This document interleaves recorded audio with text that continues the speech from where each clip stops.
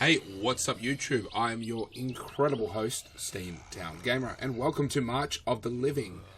This is episode 2, so I'm going to start a new game here. We are going to play as Anna. We've unlocked her when we finished Greg's little adventure, so we're going to go ahead and do her. Anna left her parents' house 2 years ago to work at St. Mary's Hospital as a nurse, bringing with her Boomer, her beloved cat. As the army took control of the hospital, she quickly snuck away, hoping to get back before her to her aging parents and her sister before anything bad could happen to them. I'm going to go ahead and set it on easy. This is just so I can get through the game a lot faster. I've still got a cold from yesterday, but it's significantly better now. Up until a few days ago, you have been content to set these troubles safety from the outside world in your barricaded West Coast apartment. It only took a frantic voice message from your parents to convince you to leave your out-of-state sanctuary and come back home. With your trusty companion Boomer in tow, you travel as far as you can along the interstate highways, first by car, then by foot. Along the way, you hear reports over the radio of a safe haven to the east.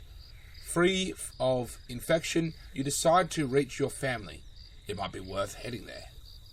Cross the state border to begin your trek. Yeah, so this is just Amy's little adventure. Anna's little adventure. Let's begin. Oh, wow. Parents' house. It's so close. I mean, this dot is always randomly generated, but it's always on, like, the first page, so it could have been anywhere, and they just put it a few stops away. That is absolutely incredible. I'm going to go here. I'm also going to hit this speed up function. I should have done that the first time I played the game. It would have made the episode a lot shorter. As you walk over a crest of hill, a pack of rotters came into view, shuffling along the road. Find a way around them. This might take time, but it's better to avoid a fight. I'm going to take time. So the time means it's going to chew up resources. I'm going to be fatigued and I'm going to be hungry. That essentially is what it results. But I'm ultimately fine. I also went a different way than I wanted to, but that is okay. You came across two men pointing pistols at each other. Eric. Where is it, you thief? William, it's mine now, so drop your gun before I add another hole in your body. Try to calm the situation. I'm going to side with Eric. Eric, he stole my backpack. He took all my food. William, you stole it from the man you shot in the back, and my kid hasn't eaten in 3 days. Oh, okay. I sided with Eric. William, okay, you win. There's no need to spill more blood. William holsters the gun slowly away, pulls a backpack hidden from it. You hear a voice from a girl coming from a tree. Daddy. William, it's okay, sweetie. We'll find food somewhere else. William throws the backpack towards Eric and easily leaves. Eric points the pistol at you, takes the backpack, and quickly runs into the forest. What a fucking dick. Oh, that scenario went so much worse than I thought it was. This is just what it is. Like, you can come across a scenario, but it has different outcomes. We should have sided with William. Oh, man, that was such a dick move. Alright, well, I guess we're going to my parents' house. Stop. And we're going to keep traveling. You arrive at your parents' house, passing through the swiveling gate and overgrown weeds. A wave of concern washes over you. You notice the front door's wide open, the front window smashed. You carefully walk over the porch, finding that your mother's begonias are messily scattered all over the floorboards. This doesn't bode well. Enter the house. Your parents normally have a spotless home. It is in a serious state of disarray. Shattered glass and toppled furniture, litter on the floor, long streaks of blood drawing a path down the hallway. Weapons drawn, you cautiously follow the trail. Judging by the hazardous path, you can tell there was a long struggle, which ended up in the sitting room. As you fall to your knees distraught, for before you lay the deceased bodies of your mother and father, both exhausted with a single shot to the head. An overwhelming mix of grief and rage overtakes your mind, causing you to collapse and start wailing, holding their cold corpses. Grief for a little while. You finally calm yourself and look around, trying to figure out what happened. It takes some time to build up the willpower, but you eventually examine the bodies, finding bite marks on each. Your father's body has noticeably disgregated more, which leads to the belief that he turned on your mother. The thought makes you sick to your stomach. Search the house. You find a scribbled note on the kitchen table, signed by your uncle, Damien. Dear Anna, if you're reading this, I'm so sorry that you had to see such horrors. Your sister Becky is in trouble, and I have to leave quickly to try to help her. The note ends with directions on where your uncle thinks you might find your sister. You mark the location on your map and quickly depart from the house, as staying any longer might drive you insane. We're going to rest.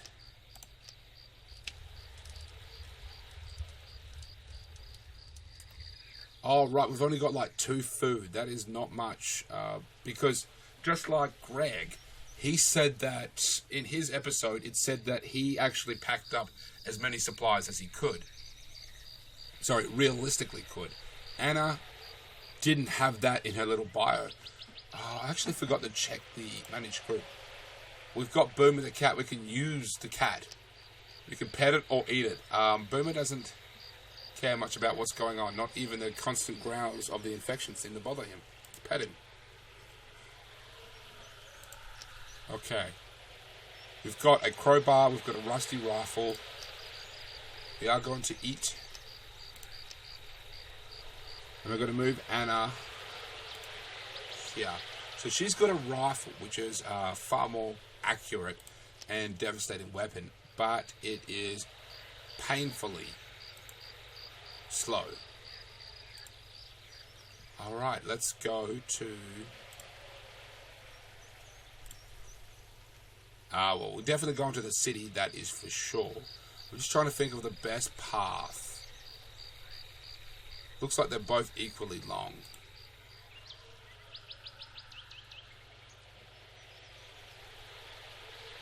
Okay, a small silver car drives up to the hill behind you, coming in your direction. It seems to be going at a decent speed. Maybe you can flag it down. Sometimes this works out, sometimes it doesn't. Try to flag down the car. Anna walks out to the road and begins to wave her hands to the air to get the car's attention, but the car doesn't stop. Anna moves out of the way just in time. The car continues on without a care in the world. Oh, we're going to the city. Big old city. Oh, we're finally coming into contact with someone.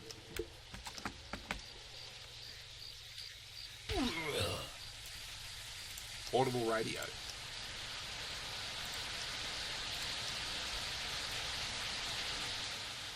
Police station. Well, we need more ammunition. That's just what we're going to need. So we're going to do a full-on search sweep of the city, and we're going to find as much ammo and any resources that we can gather. Pistol bullets, rifle bullets, bandage, police baton. Let's go to the hospital.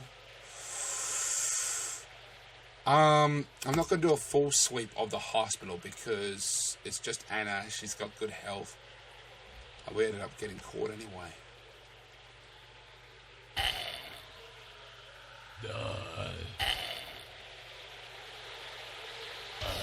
Pause. Move Anna here. Reload. She only got 3 rounds in the rifle, so... And then I'm going to get her to switch to that.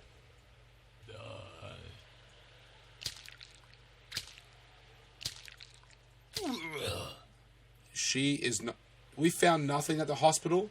Are you fucking kidding me? That sucks. Grocery store. We're going to do a full sweep of the grocery store because we've only got 1 food.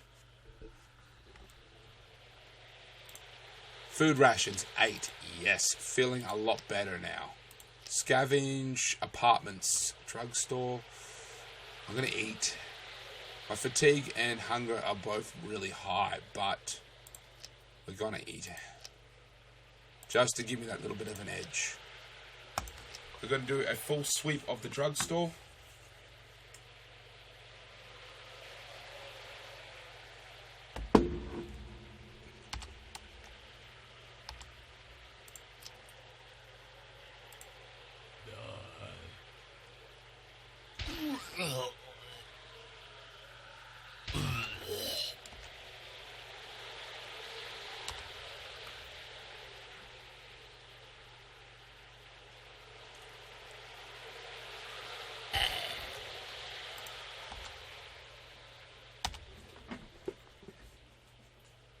Okay, let's do this. Let's do this. Flee button. I would highly recommend never fleeing a situation unless it was absolutely necessary.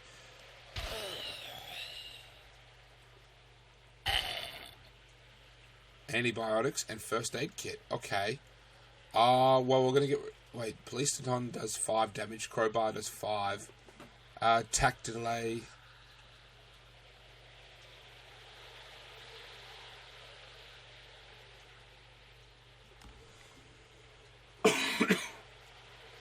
We're going to get rid of the crowbar and exchange it for the police baton because it does slightly better.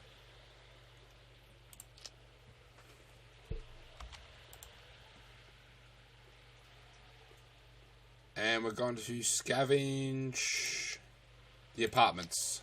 We're going to do a full sweep of the apartments. Let's see what we can gather. Oh, we got caught, motherfucker. We got level 2 infected as well. What? Why isn't she shooting?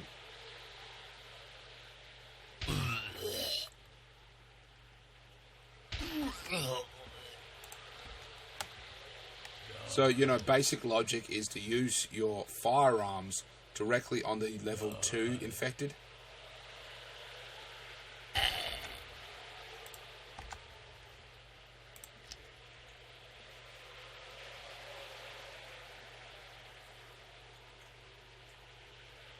This is the apartments. So the apartments can really have anything that includes ammunition and, of course, food.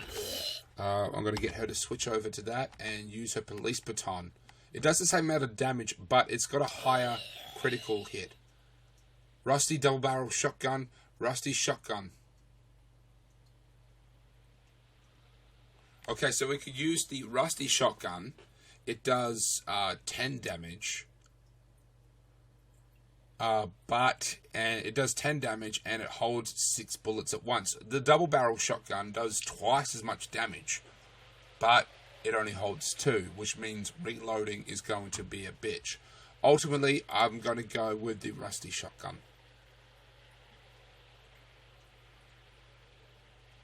Well, we don't need the bandage, so yeah. I should also mention that I have played Anna. I've successfully done her mission a couple times, literally like 2 times before, and I have never gotten Boomer the cat safely to the end of the game.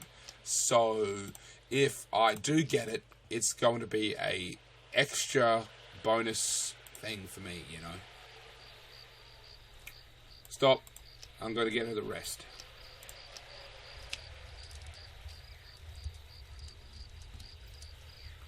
And I'm going to get her to eat.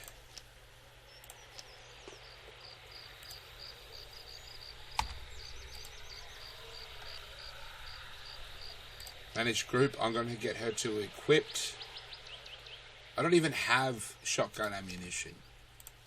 So there's no point switching over to the shotgun. Okay, care for a little game. A man standing outside heavily made table asks... there's quite a bit of food for it in for you. He explains that he's got a 22 revolver loaded with blanks, and the purpose is to play Russian roulette. He interests a wager of 5 rations. Let's play Russian roulette. We're going to do this. We have to do this. Plays for a few rounds, then bang, the gun goes off. Anna wishes... Waits for the impact. There, you've got guts, the man says, but you lost fairly. Oh, we just lost all our fucking food. I've never come across that Russian roulette one. I'm gonna hit the gross. No, I'm gonna hit the police station first and do a full sweep at the police station. We got caught.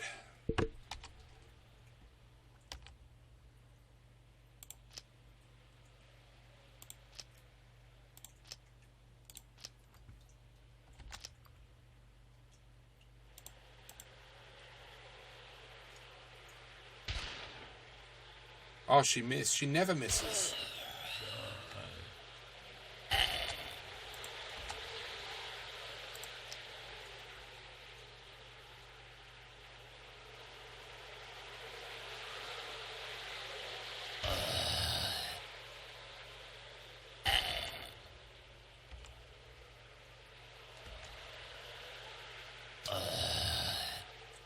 Pistol bullets, police baton. Motherfucker.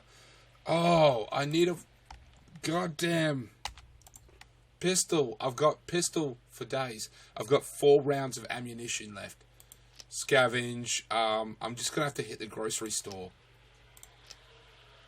Then I'm gonna have to fuck off because I just simply don't have enough ammunition.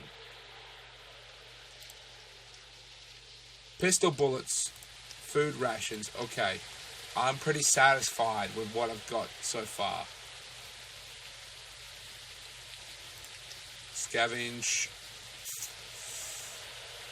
Actually, I'm just going to take the 15% chance of getting caught. Let's see if we can just scavenge anything.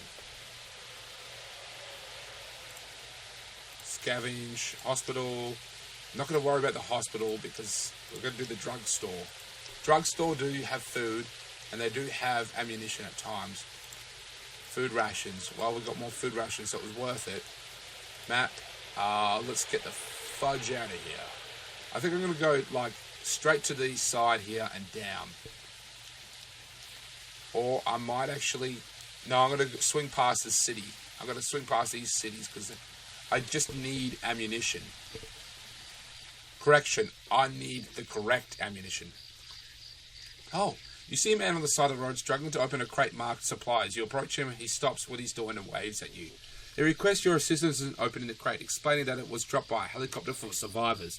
He promises to share the contents with you if you give him a hand. You badly need the supplies, draw your weapon and tell the man to leave. I'm going to do that.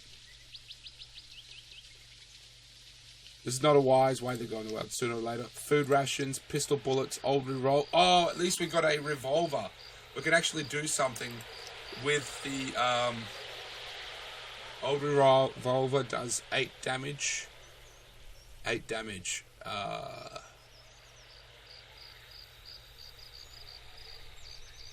The old revolver was good. Well, at least now we've got some use for this ammunition.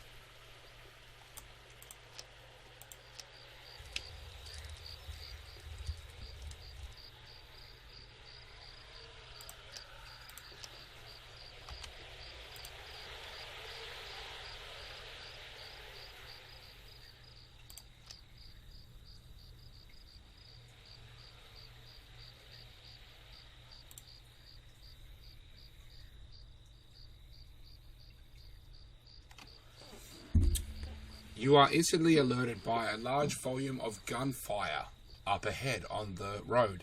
As you unholster your weapon, a small group of survivors run past, shooting a large horde bearing down on them.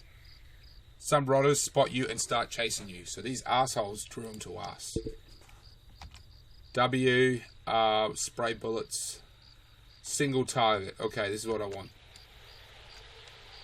Reload.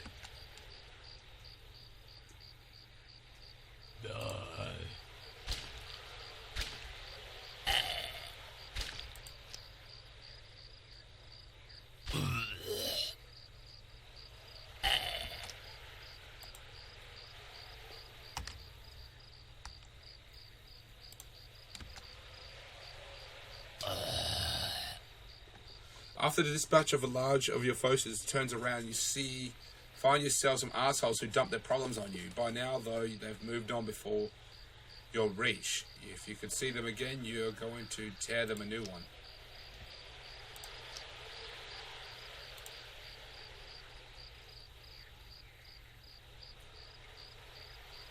A long grind of journey is starting to wear on you. You decide to stop by one of the few small fortified communities dotted around the place to catch up some rest. You sign the logbook with a flourish and enter the town of Condor. Walking around the town square, you see a man suited up, standing on a small wooden crate that was tied to a pole between two tents. You notice that no one else seems to be paying attention to him. Oh, we've done this before. Cut Elliot's binds and help him escape. Accept his offer. We now have Elliot. Welcome to the team, bud. Let's see what he's got. Since he was tied up, he doesn't have anything. Rusty shotgun, police baton.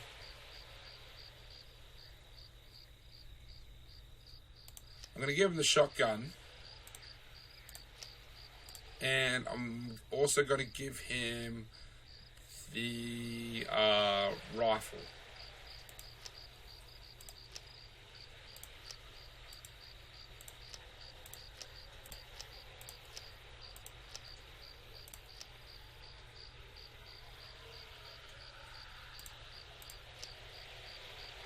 Let's go straight to the city. We've got a friend with us, and we're going straight to the city. We have been detected. Oh, my bad.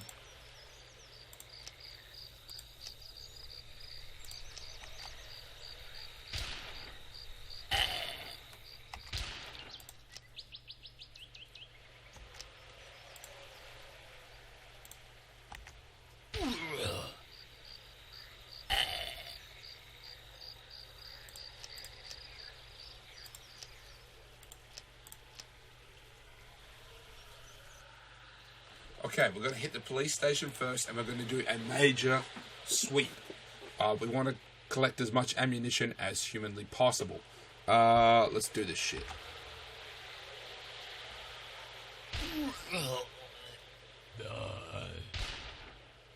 Why the fuck are they missing?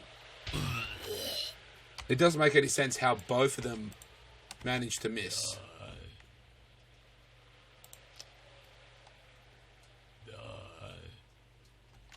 Okay, Elliot, I've got to get you to switch over. Oh, he doesn't have any melee weapons. Shit. Well, hopefully the police station will yield something.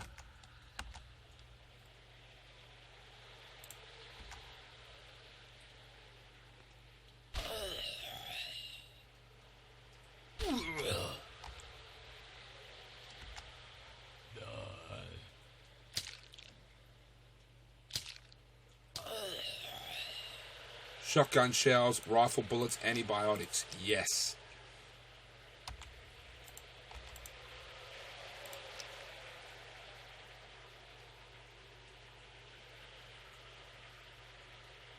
So this is what I'm going to do. I'm going to manage my group now.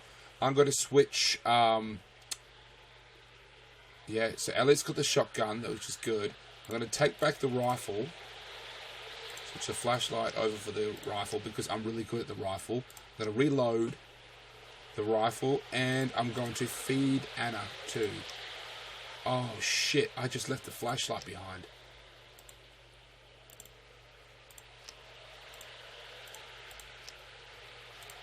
Scavenge. I'm not going to worry about... Actually, I'm just going to do a very basic sweep of the hospital. See what we can come up with. We don't really need anything. Bandage. Okay. Scavenge. The grocery store. Now, I've mentioned this before. We seem to have like a lot of food. 18 food is a lot. But we've got these slots here. And as the game progresses, it's going to get harder. So we need to recruit other members to our team. But other members mean more mouths to feed. So we need as much food as humanly possible. Not to mention there are scenarios where we can actually lose our food. Same goes with the ammunition. The more survivors we have, the better chance of finding things and ultimately surviving, but it just chews up more ammunition a lot quicker. So essentially getting everything as fast as possible is the best way to survive. Food rations, 6. Very happy with that. Scavenge, drugstore.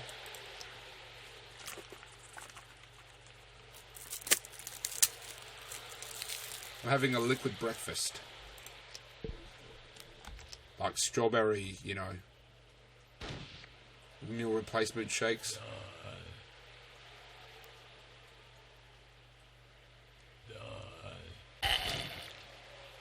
They both had weapon jams. I don't believe it. 2 people at the same time, their weapons fucking jammed at the same motherfucking time. What the hell?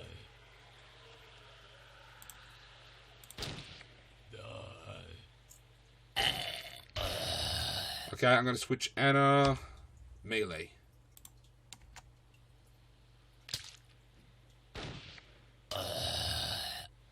First aid kit, food rations. First aid kit. Very happy with that. Very happy. We can also trade food rations, which actually go a long way in regards to trade value. And we can exchange those for apartments. We're going to do a full sweep of the apartments. We can exchange those at trade posts for ammunition.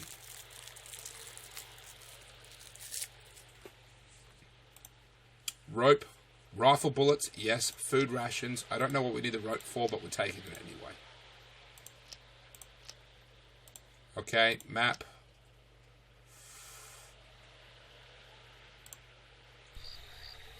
Stop. Rest. Both of them are rest. They're fatigued. If you haven't seen the first episode, the higher the fatigue, the worse that they become at essentially shooting and survival. Same goes with the hunger. So getting to the lower their hunger and fatigue is, the way better they are at shooting. The more accurate and the stronger they become. Drinking the strawberry shake there.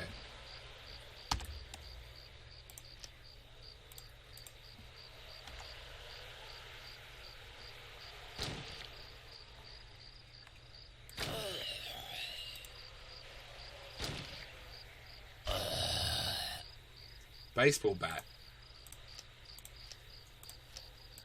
Okay. Reload. Okay, small log cabin in the trees. We're going to look through the window. Go inside. Anna. Before you find something of use. Okay, food rations. Rifle bullets. Double barrel shotgun. Semi-automatic pistol. Motherfucking yeah. I'm going to switch Elliot over to the semi-automatic pistol. We're going to leave the double barrel shotgun there. Actually, I'm going to switch it over. No, actually, I'm going to go back to that. Reload.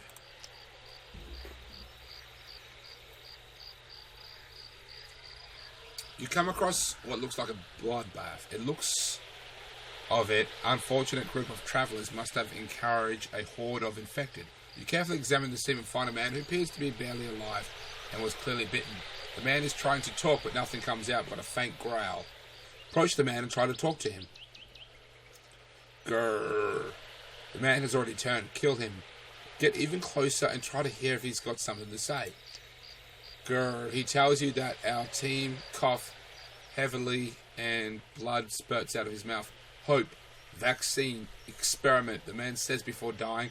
Grab the package he was pointing at and see at the words experimental vaccine written on it. Deliver the vaccine to the proper authorities. That's what we're going to do. We decide that there's a chance to stop this curse.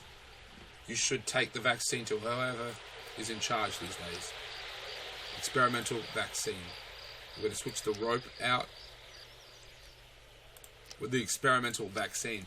Now, I believe that particular experimental vaccine, I believe that's some kind of mission, but I've never come across that scenario. So I guess we have to have it on us and come across the scenario at the same time. But I simply haven't done it. If I wanted to come across a scenario, I would have to check out all of these dots just to find anything. Maybe that will be a bonus episode. Try to get every scenario. Check every dot on the map. I'm going to switch over to Elliot.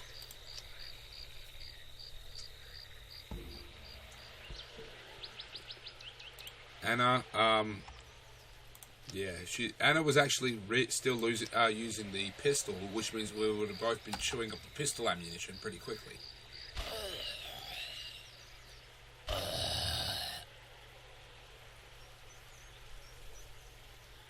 Are you kidding me?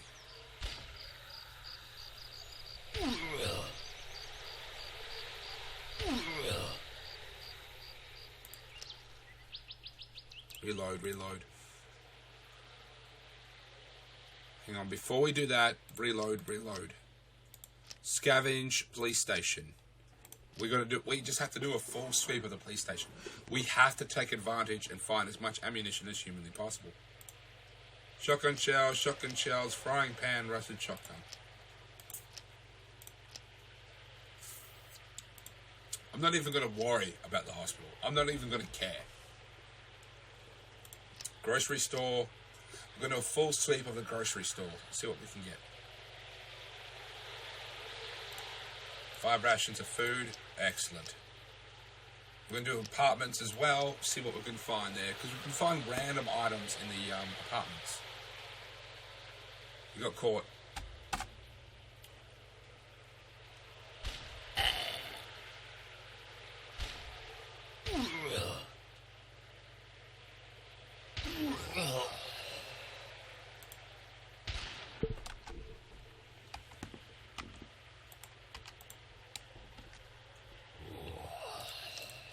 Oh shit, Anna's been grappled. By this fucker.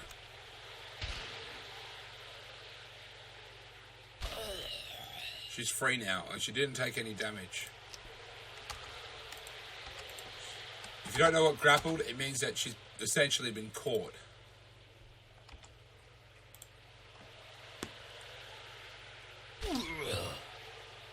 Diamond rings, sideboard chalk, shotgun shells, food rations, fishing rod.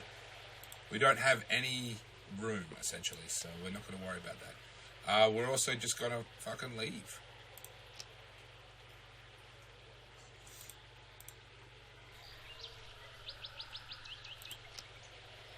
Stop. Okay, you come across the site of a large road traffic accident. A large number of wrecked vehicles has fallen, and a fallen tree is clogging up the road. You have to find a way past it. Climb over the fallen tree, go around through the forest, squeeze through some of the wrecked vehicles. Climb over the tree. No problem, and traverse the top of the cars and easily make it through the wreckage. We're also going to rest.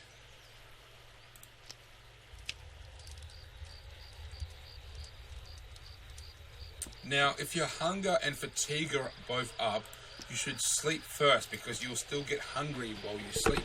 So you might as well rest first and then eat. It's kind of like, you have to take a shower. So before you take a shower, you get changed into your new clothes. It's like, no, just have the shower first and then you arrive at a small fortified community with a barricaded stand. Barter stand, sorry. Experimental vaccine is worth nothing. It's worth nothing, which means that a lot of people would want to get rid of it just to save space. I am not going to do that at this present moment.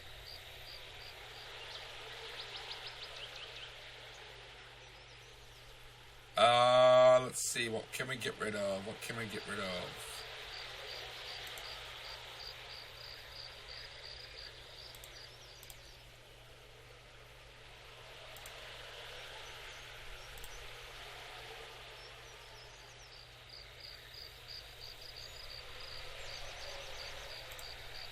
We don't really need much of anything, to be honest.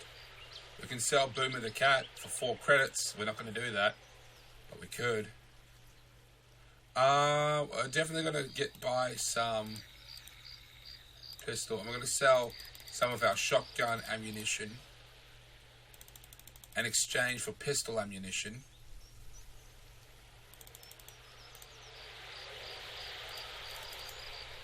and rifle ammo.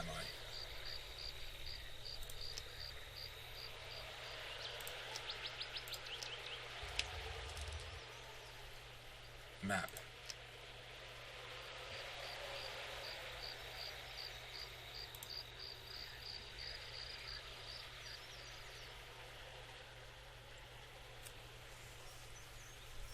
You're simply strolling along a whole highway, mind your own business, when you hear a lot of shouting and screaming up ahead. You take cover and carefully analyse the scene in front of you.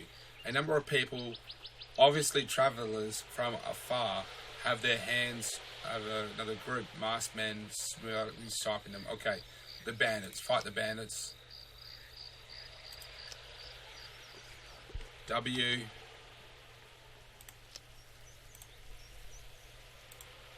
Oh, my bad.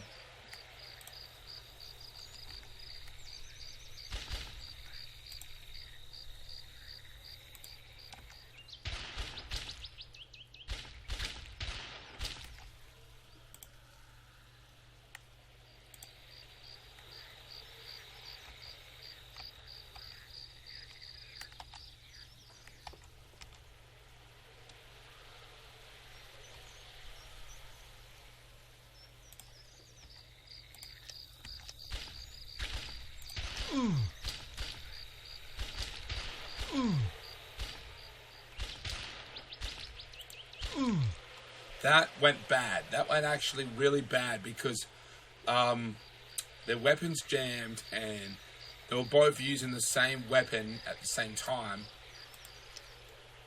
Food rations, pistol bullets, shotgun shells.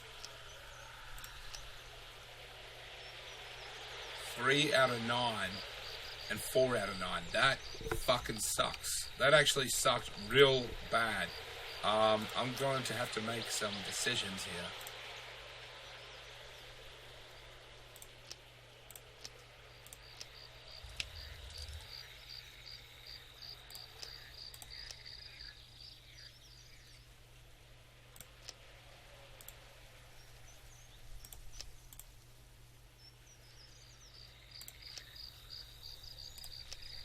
I just had to use our first aid kits.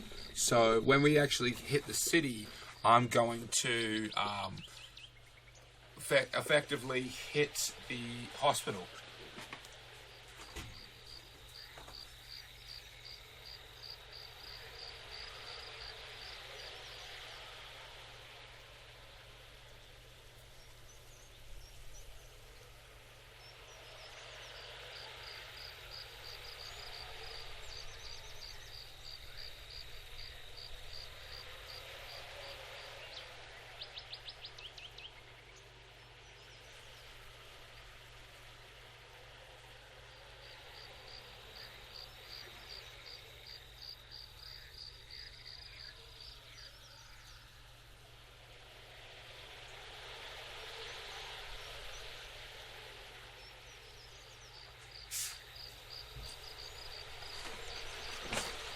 Sorry about that, ladies and gentlemen. My mouse just sort of fell out. Okay. Now that it's up and running again. Yep, there we go. We're gonna go this way. Stop. I'm gonna also relocate them to this position. That way, if there's infected coming from behind us, we've got like distance between the two. Most come from the right here. Okay, a sheer number of bodies, human or not so human, laying everywhere across the ground of the Yates Medical University is simply struggling. It would take you days to catalogue the deceased and get a realistic picture of the battle that took place here. Scars of combat remain on the buildings. Bullet holes, smashed glass, collapsed sections from demolitions. It seems to be a big mix of both National Guard and university students who fought and died in an massacre. Search the bodies. Over the course of the next 2 hours, you carefully check through the various areas, one by one on campus. The story seems to repeat everywhere you go. Students and soldiers are alike tried to barricade rooms. Rotters came their efforts and massacre ensured the soles of their shoes became soggy, sticky, from stepping on copious amounts of blood. Keep searching. There's one more area at the far end of the campus you haven't checked yet. Compared to the others, it looks almost untouched by debris, the debris touch of death. Corpses have been piled up, forming a protective wall around the entrance in a semicircle. They stink to high heaven, but the rotters outside aren't trying to go beyond them. Sneak around the rotters and go inside. You sneak past the rotters and climb over the wall to the den, making sure not to step on any of the open mouths. At least these rotters still live. Their teeth rip into your teeth as soon as your feet touch the ground on a force, knocks you flat on your ass and pins you to the concrete. Who are you? What are you doing here? A grief voice grills you. Something cold and snaps Nick. Something cold and sharp nicks a small of your back, drawing a tiny bit of blood. Answer his question truthfully. Smooth personality. I wonder who has the smooth personality trait. You turn yourself around slowly and inform the interrogator that you were simply just looking for signs of life, maybe a cure for the infection if one exists. The owner of the voice, a young man clutching an automatic rifle with a bayonet attached. That would be the thing that was pointing me. Simply tisks at you and eyes shift around, then narrows his informs you that the cure doesn't exist. You have 1 minute before you leave, before I put a rounds in your back. Okay, yep. What an asshole.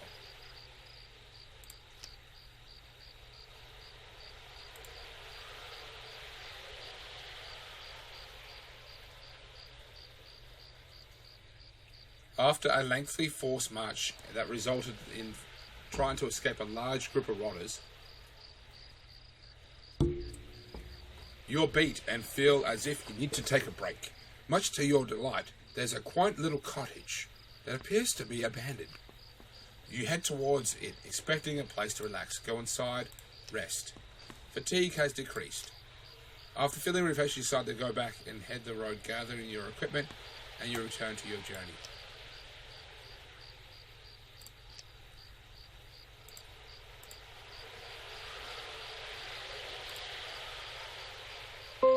But I am going to eat. Travel. You got caught by the rotters.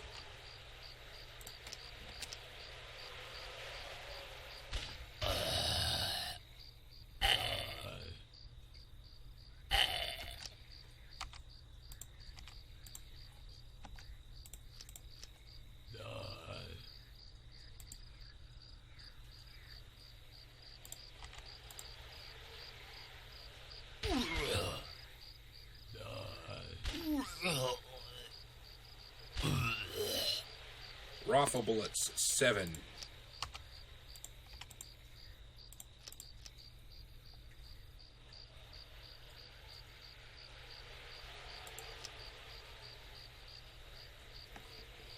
You're taking a hike through the forest when you come across a carcass of an unfortunate slain deer. Taking a quick examination, you discover a pair of crossbows. Leave the set up place to cook the deer.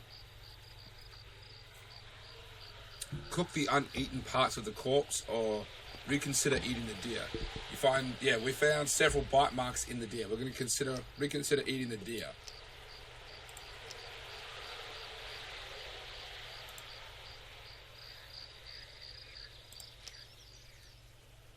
Fatigue.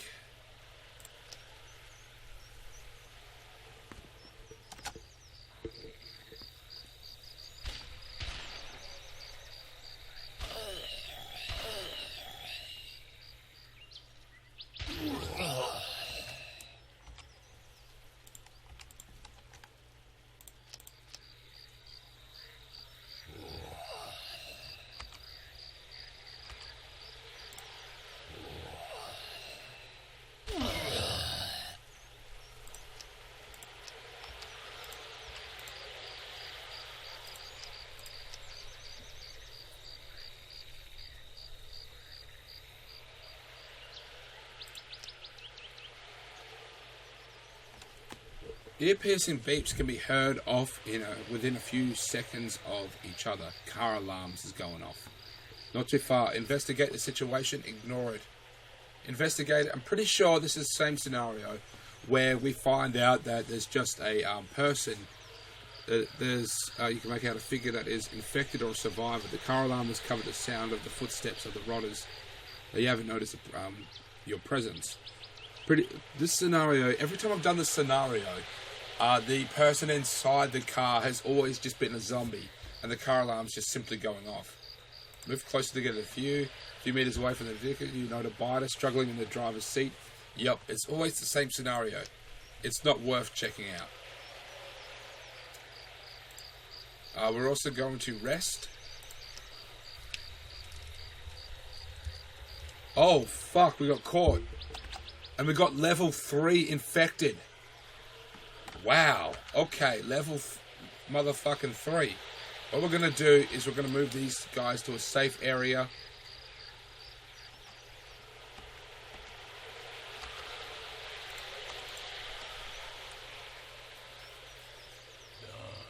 If you take a look closely, you'll see that level 3 infected aren't necessarily that infected. I mean, these guys here are rotted. There's exposed parts that are rotting, but the level 3s, they just seem to be people who were more recently infected or more recently turned. But as you can see, they move a lot faster and their health is actually much higher too.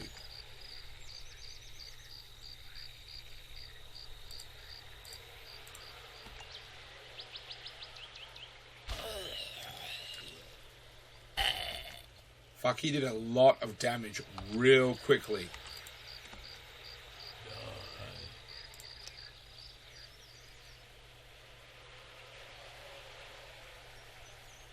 He did 3 bits of damage in a few seconds.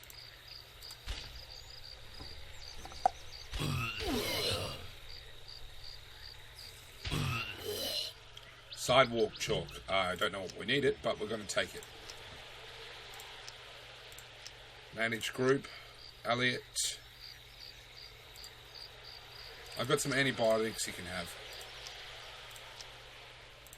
It means that when we hit the hospital, like I said before, when we hit the cities, we're going to have to hit the hospital, and we're going to have to do a major scavenge to find anything of value. Uncle Damien, please and thank you. A scenario of gunfire fills the air.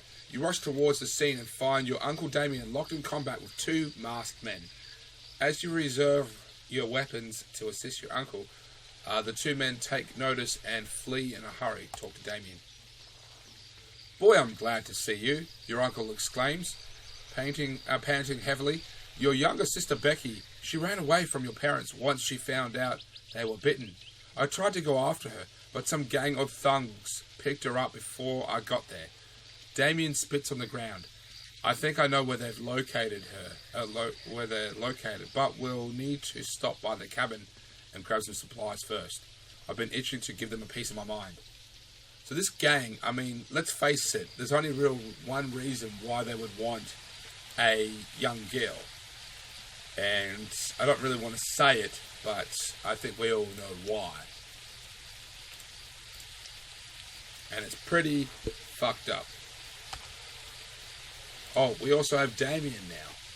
He's with us. Let's see if he's got any weapons. Damien, he's got an old shotgun. That is good. That is good. And a fishing rod. Oh, Uncle. Holy shit. It's not too far away. We have really lucked out with the location, because these things randomly generate, and we have been so fucking lucky that they've just been a hop, skip, and step away. Halt! A pair of armed men in khaki brown parka jackets and blue barrettes appear in front of you. Be warned, you are in a territory belonging to the Segway Socialist Unit. State your intentions or you'll be considered hostile. Just say that you're passing through. They will just say, oh, okay, well, let's show you how to get out. They're not assholes. They just want to know that you're in their territory. What do you want? The fact that we're just explaining that we're, just some stragglers, fellow survivors, not wanting to cause trouble.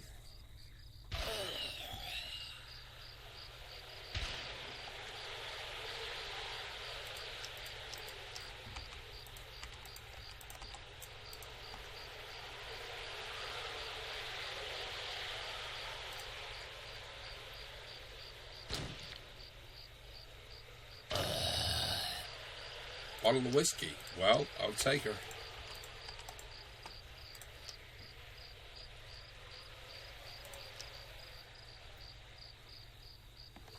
After a short trek through the woods, you arrive at Damien's cabin. It's not much, Damien states, but it's home. Come in. You take a seat at the table while your uncle retrieves a small chest from his back room. While saving all of this for a rainy day, it seems as if a good time as any, Damien mutters to under his breath as he heaves into the chest up onto the table. Take a look, lass. We'll be needing everything we're up ahead. Shotgun shells, rifle shells, food rations. We're also going to rest because this is a safe area. And we're also going to eat.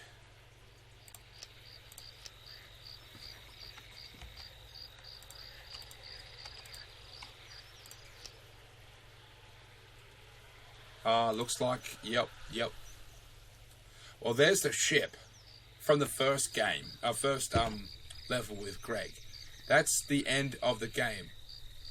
I wonder if we could theoretically skip over Becky and just leave. I think we can. We're not going to, but I think we can. Okay, so we're here. And I'm thinking of going down. We can either go up or down. I think we're going to go down, hit these cities, and then leave.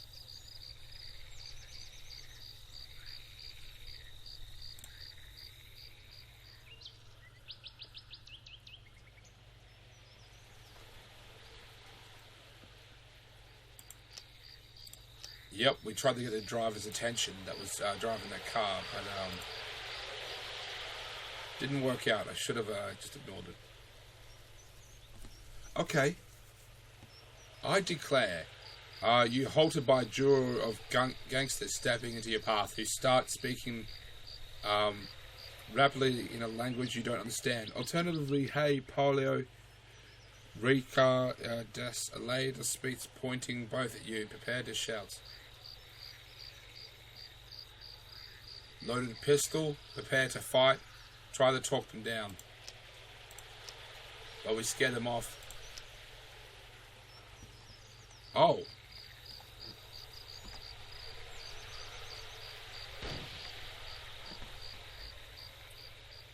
You slay the scavenger with no regrets, for you were only acting in self-defense. Now the spoils of their fight are yours. Food rations, rifle bullets, wedding ring. We're going to the city. We're going to have a fun time. Got to stop. Just as I hit stop.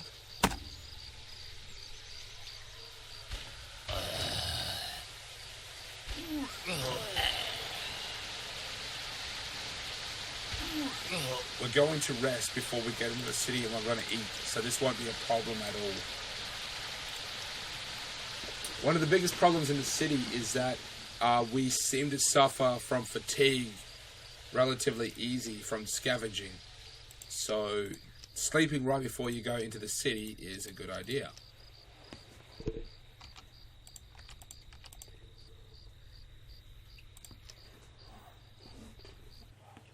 We're going to hit the police station first. We're going to do a full sweep. Quite frankly, we don't even really need to, but you never really know what's going to happen. We are going to rescue Becky, and she'll be partnered up with us, which means that she'll be another mouth to feed, but she will be another set of hands to shoot weapons. But, of course, that also means it's going to chew up more ammunition, because she will have to pull her own weight. Okay, we're going to have to do a full sweep of the hospital, like I said before. Bandage and perfume. Motherfucker, that's not really what I was looking for. Scavenge. Well, we're just going to have to hit everything. And hopes that we can find more medical supplies. Because we don't really need them, but we will need them in the future. Food rations, fishing rod. We don't even need that. Drugstore. We're going to do a full sweep of the drugstore.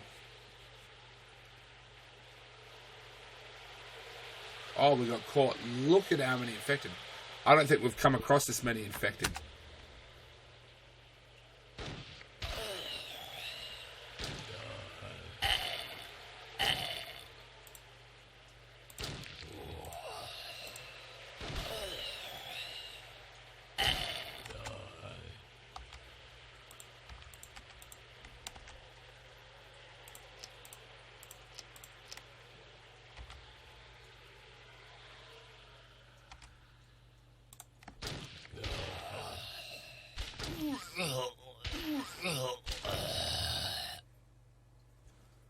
Oh, we actually got some health from that. Oh, fuck. I used them both on Elliot. And he only needed one. Scavenge, apartments. At least there's a good chance of finding something useful in the apartments.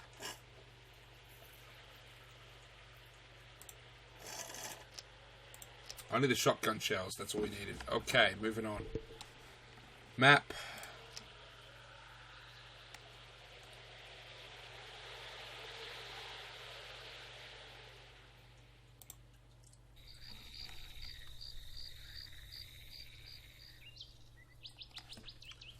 You begin to hear a faint sound of an engine noise in the distance spinning around the horizon. Several motorbikes with armed raiders are heading towards you. Flag them out, down last. Ask for food, ask for ammo. Holy shit, they actually gave us ammo.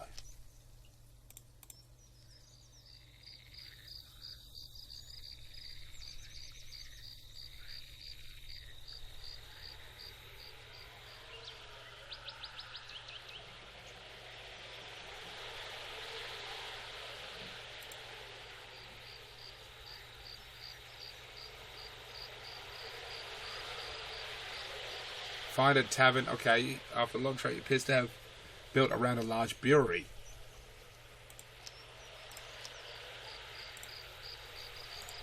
Pass out. Well, we pass out drunk at the brewery.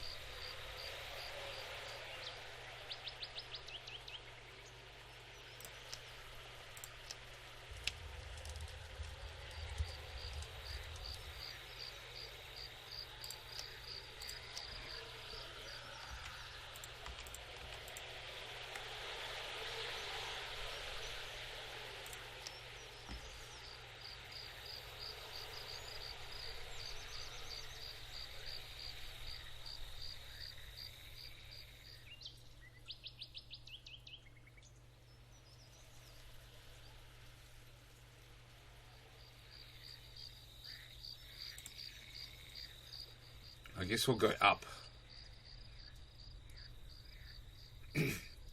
You arrive at a safe zone and immediately hear commotion going on.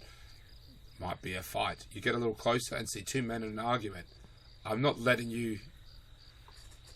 I'm not going to let you keep taking my gear. Hand over the whiskey, Tom. No way, you don't need it. I'll put it to good use.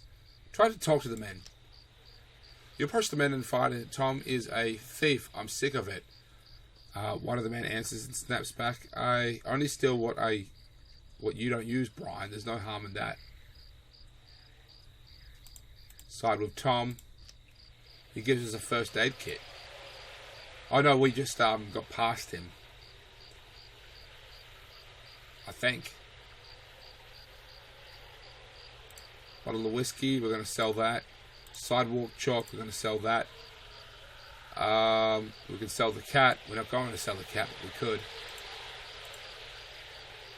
Wedding ring, old shotgun, bandage, perfume. We're going to sell the perfume.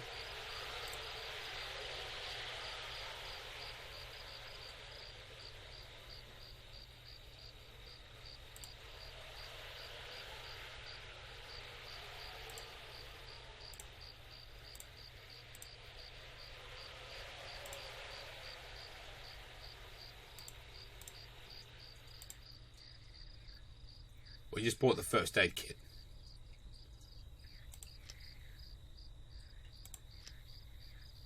Let's head to the city.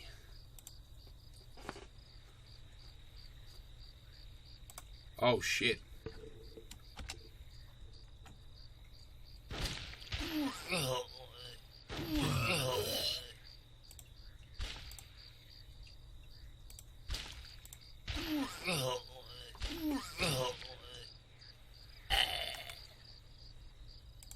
Crossword puzzle book. That's actually worth a little bit.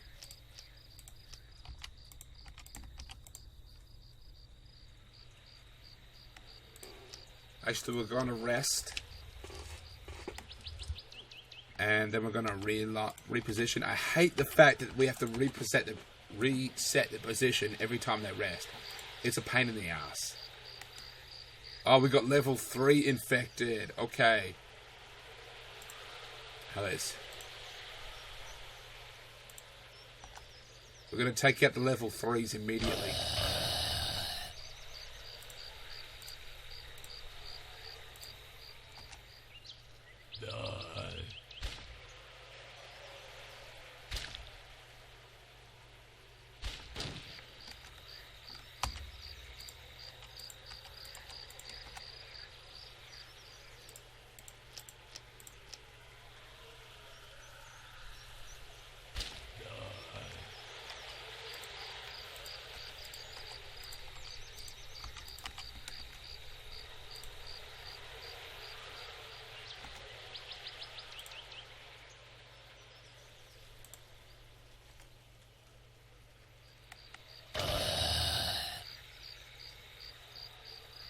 Weapon jam. God damn it.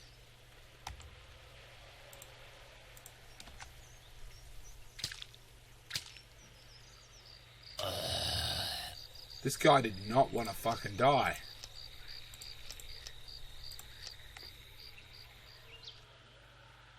Let's see. Police station. We're gonna do a full sweep of the police station.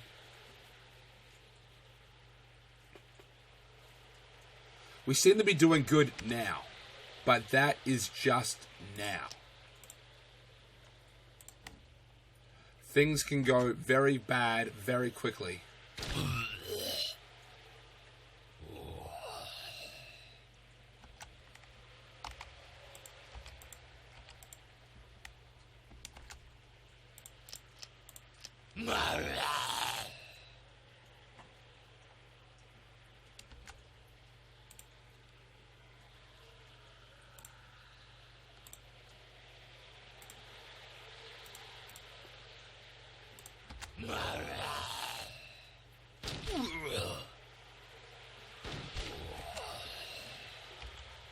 One, two, three.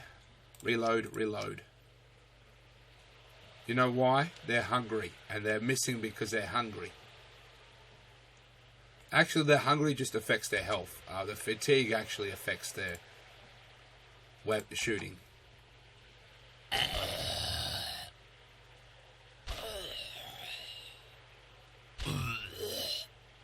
Bullets, bullets, old revolver. I could probably use that for Becky.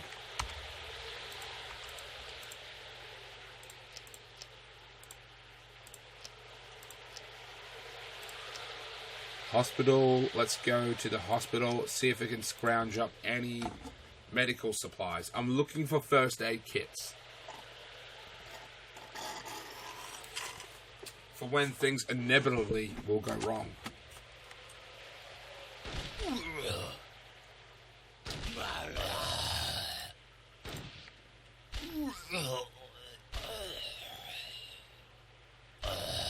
I don't know why these fuckers just decide not to keep shooting. That's what they do. They just decide they're not going to keep shooting. We got a bandage. Really wasn't even worth it, to be honest.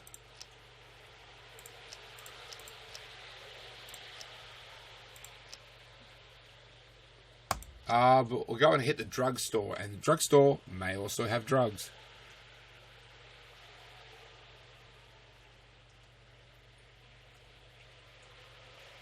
Oh, that is a lot of infected.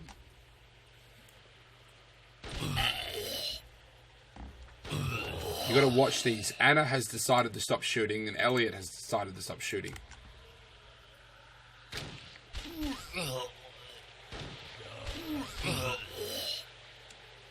And now Damien has decided to stop shooting. And back to Elliot. Food rations, pistol bullets, 18. Not bad, not bad. Oh, we haven't even hit the drugstore. That was the grocery store, not the drugstore.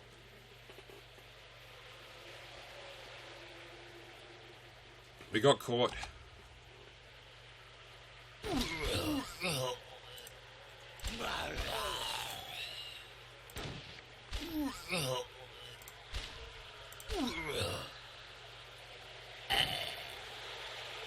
First aid kit, first aid kit, first aid kit. Food rations, food rations. We got so much motherfucking food. Scavenge, apartments, full sweep. Let's see what we get. We got caught. That's what we got. We got caught.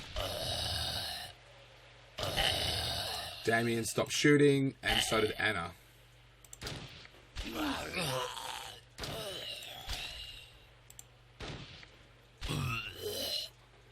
Matches, food rations, rifle bullets, and matches. Map.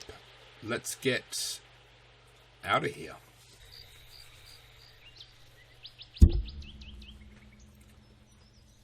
Oh, standing back from the road, you spot some kind of building between the trees. It appears to be an old wooden schoolhouse. Check inside the schoolhouse. You duck inside the schoolhouse and good repair, free, infected. It seems to be a good night to spend. It seems to be a good place to spend the night. So effectively, we found a safe zone.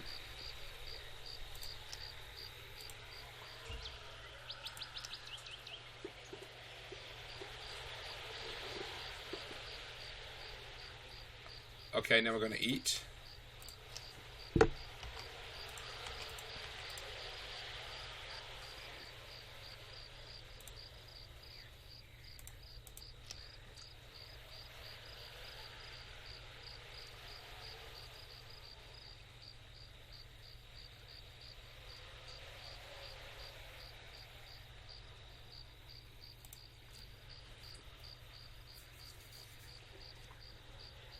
Okay, after consulting your map, you make your way to a small town, hoping to find refuge. From a distance, you spot large walls surrounding its barricades, which gives you hope that there's one more community out there that has survived. At least, it seems that the hopes were for naught. After scaling the wall, you spend a minute observing the perimeters. The town is filled to the brim with rotters, roaming the streets with a Navy human soul. Okay, take a chance and attempt to loot. Just walk away. We're just going to walk away from this. I played that scenario before, and I believe it doesn't work out.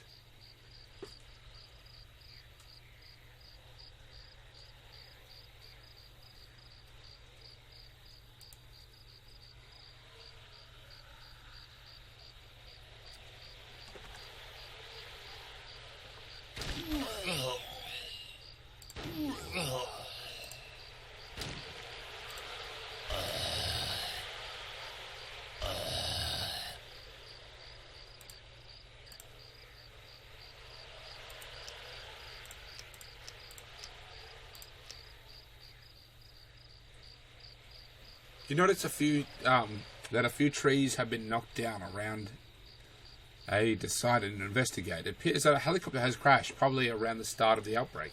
It's a military copter, and there could be some useful items. Start searching the Anna. Pilot is dead as expected. Further inside, she manages to scrounge up some usable supplies. Shotgun. This is just a regular shotgun, not an old shotgun. We're going to get rid of the police baton and exchange it for the axe. I'm going to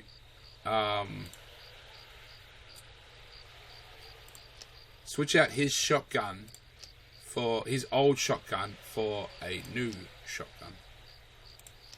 Reload, map. You're actually getting kind of tired.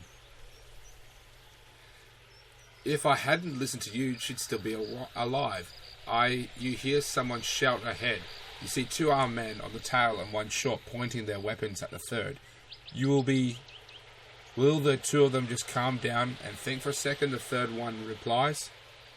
He returned and looks at the ugly side with the unarmed pair. Some with the unarmed one. Fight these 2 fuckers.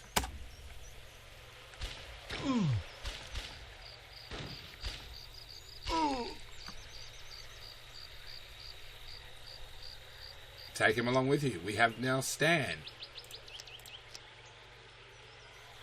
We got 2 more spots. Map. Ding.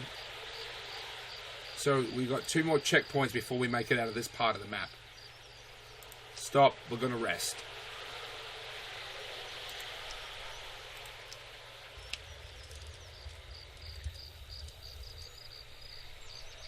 And we're going to eat. Might as well feed everyone.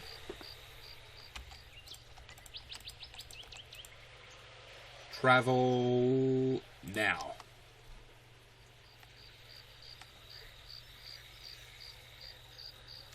You're walking a straight incline of the road and you hear a crest. You stop directly in front of a sinkhole, which narrowly avoid falling in. It seems that as if the sinkhole goes for a few meters, a few dozen meters underground. You can faintly hear moans of the unfortunate runners who have fallen inside.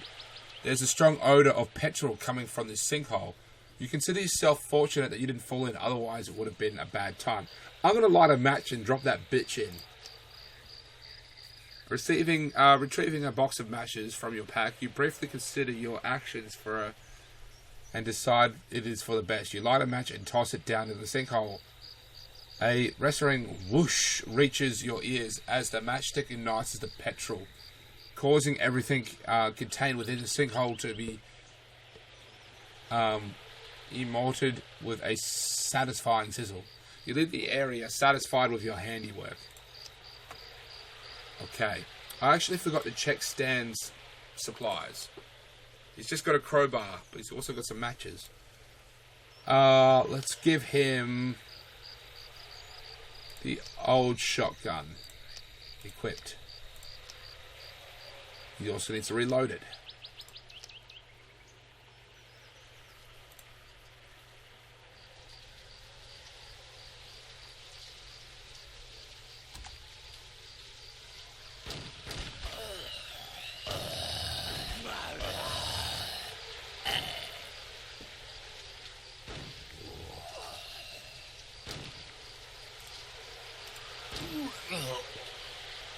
Rifle bullets. Alright. Everyone can reload. And we're going to travel again. On the road again. As you take a moment to pause, you notice that a backpack lying on the side of the road. There's no one around it, so you've probably been abandoned for some time now. Bubblehead and keys. Let's go here.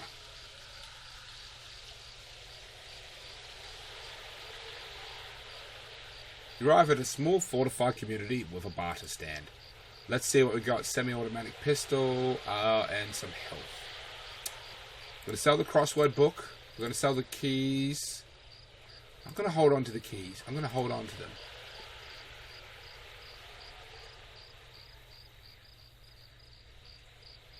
I'm going to sell the rusty shotgun.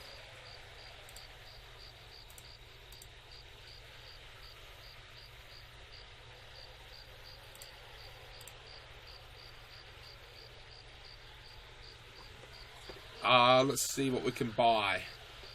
Honestly, I'm just going to buy some shotgun shells. I don't know why I said honestly, but I was about to say honestly, I don't even really need anything. But I'm going to buy some shotgun shells. Okay. Map. Alright, so there is Becky.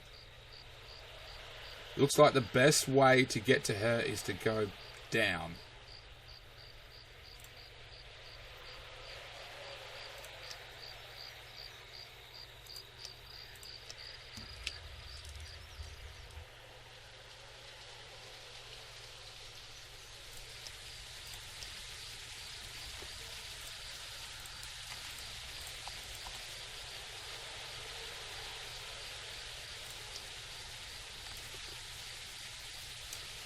Okay. You see a blanket of thick smoke across the area. Appears to be coming from the woodland. Investigate the source of the smoke. Oh, right. Okay. Rest by the fire and eat the rabbits. Fatigue has been decreased. Call out to the stranger and tell him you mean no harm. Allow Sarah to join you. We now have Sarah. Manage group. Old semi-automatic pistol. That's more than enough, Sarah. That's it. We've got one more spot, and that spot is for Becky. That's it, ladies and gentlemen. We now have a full group.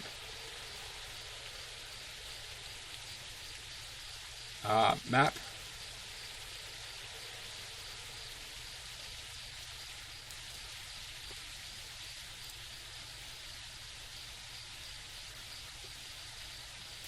Oh, that is a lot of fucking infected.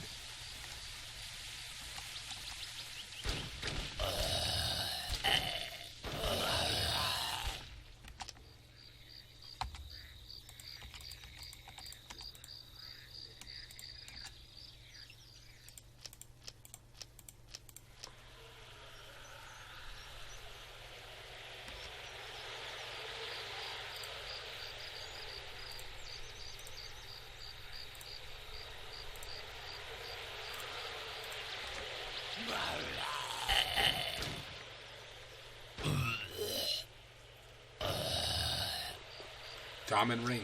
Okay, we don't really need it, but we've got it.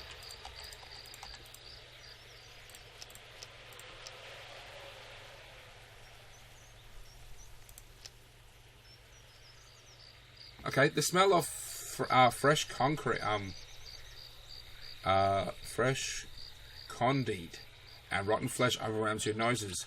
Your path takes you through a burnt old village. Corpses line the road. Men, women, children alike appear to have forced to kneel and executed, left to rot in the baking sun. The symbol of the TSR adorns every wall, scrawled in blood red paint. Time to run out of this place. There's nothing you can do about it.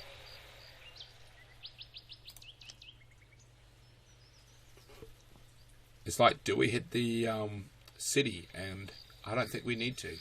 We'll hit this city.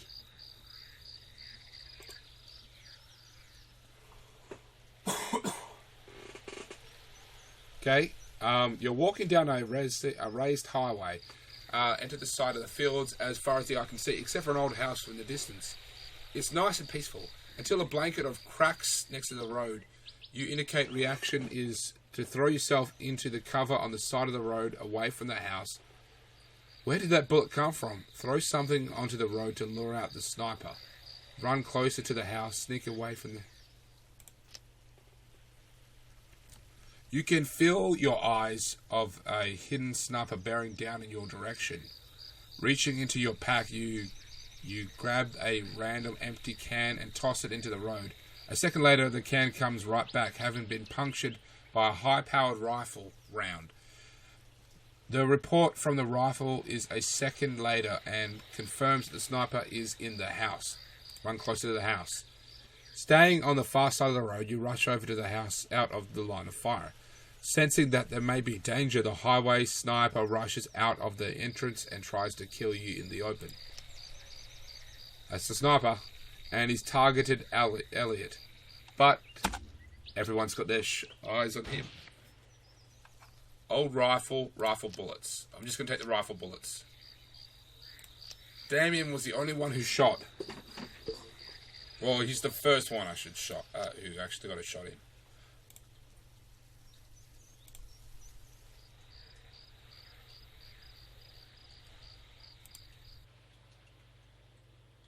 Oh, I should have got everyone to fucking sleep.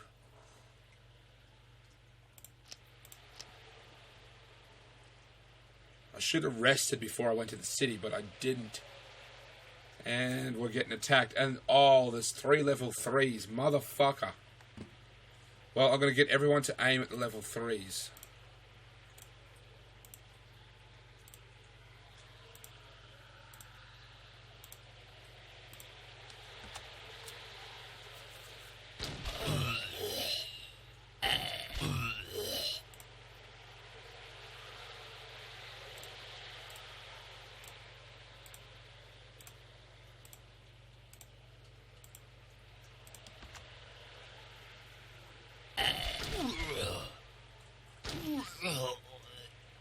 Shotgun shells, rifle bullets, baseball bat. Reload, reload, reload, reload. The game just froze for that split second, and I had a fucking split second heart attack. Everyone can eat. Scavenge. Hospital. Do a full sweep. Might as well do a full sweep. And we got caught.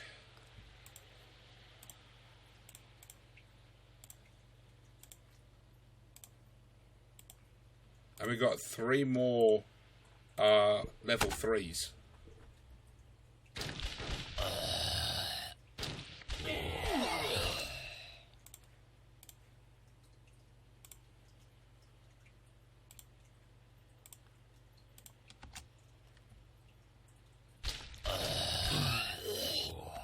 Oh, crap.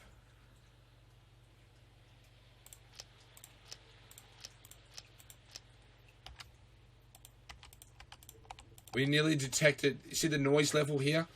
Because everyone's firing, we've triggered a noise thing, which means... Oh, yep, we summon more.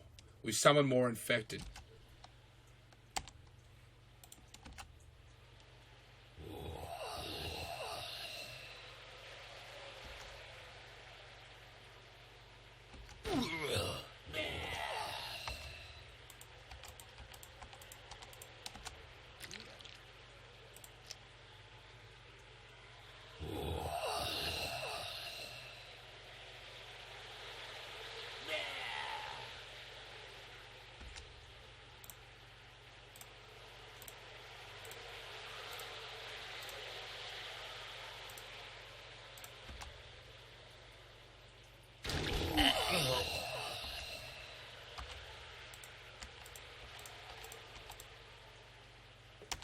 Okay. Get everyone to reload.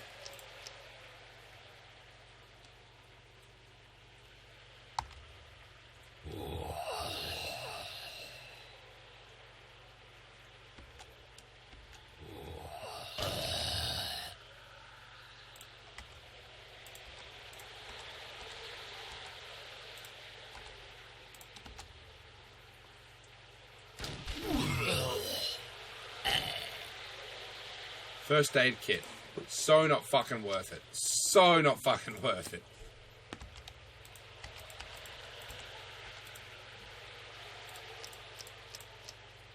Scavenge, grocery store.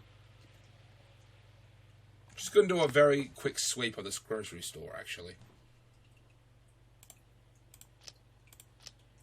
Scavenge, drugstore. Do a full sweep of the drugstore.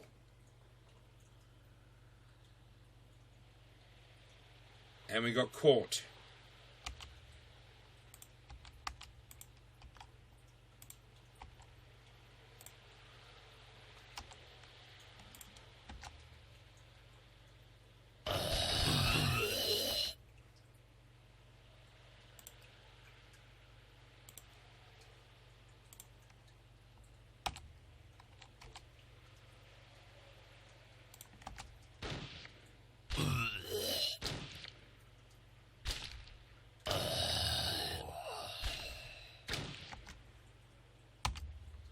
I was about to trigger the noise complaint again thing. The noise level, I should say.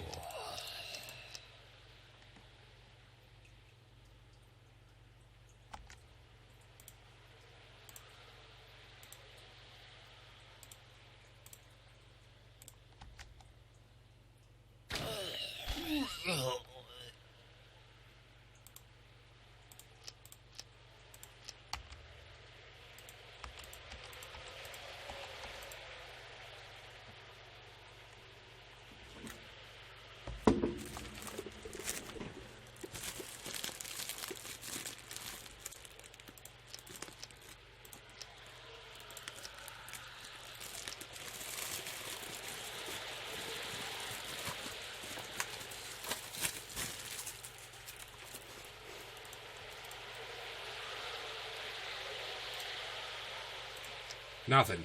Okay, map.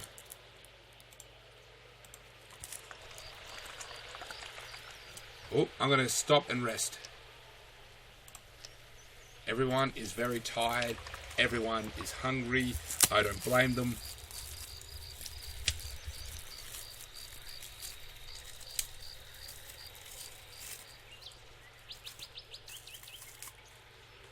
Okay, let's do this. Everyone can eat.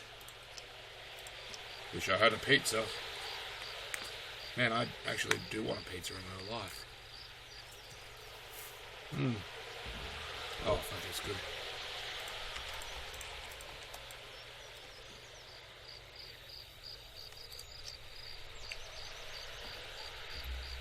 You hear the distance boom of artillery fire. Artillery striking the earth from the distance. You sigh, knowing that it's persistence of the artillery nearby, meaning proper government forces are nearby. This is both positive and negative. Wild rumors from towns further east or west are saying that the military has been indiscriminately shooting to kill while on patrol, making them just as dangerous as the bandits, otherwise littering the landscape. You doubt the rumors, but nevertheless, you hope you don't run into them.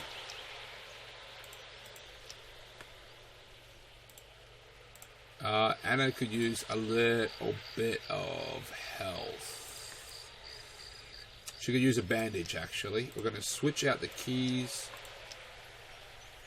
Bandage. Perfect. Running a couple checkpoints away from from Becky.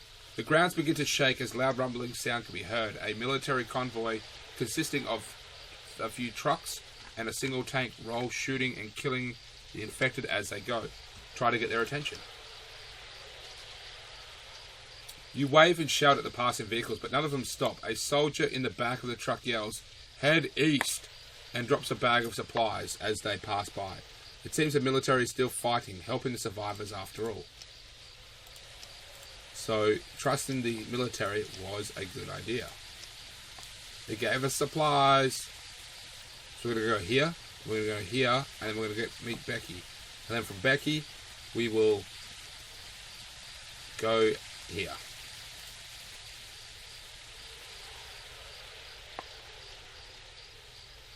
Spotting a small horde up ahead of the path, you decide to make a detour across a field. Along the way, you come across an old farmhouse. Arming yourself, you systematically clear out the home, room by room. There's no living presence anywhere inside. Loot the place.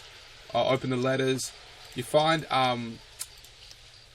essentially a correspondence between two brothers, and one's saying that he's been bit, and this will be his last letter. Okay, eat. We'll eat on the road, actually.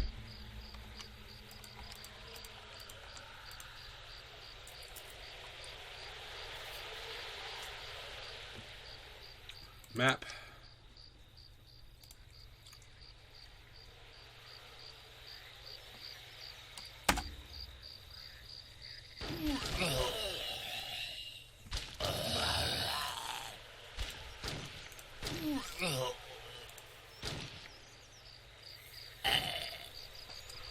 Perfume.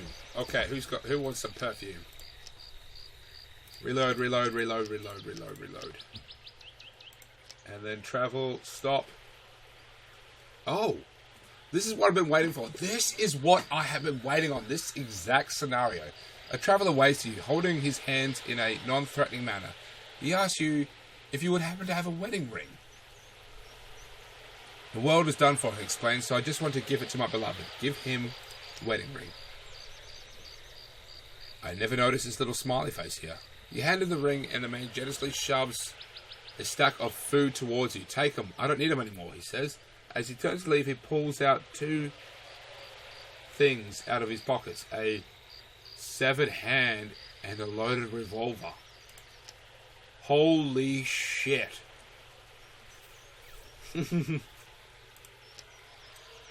Well, he put a ring on his beloved's hand, I guess. Shit. We're going to Becky. You hear, incoherent screams of a woman up ahead, entwined with intense growling from a mass of nearby infected. You rush to the scene, Finding your sister surrounded by all sides by stumbling infected. Without hesitation, you start shouting and drag the attention of the affected yourself.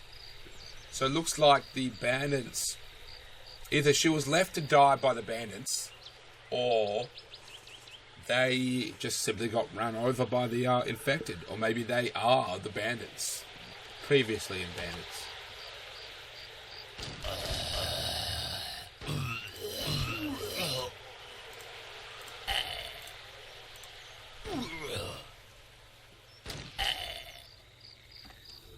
As soon as the last rotter has fallen, you rush to your sister, who breaks down and cries in your arms. For a while, you two sit there on the ground, holding each other close.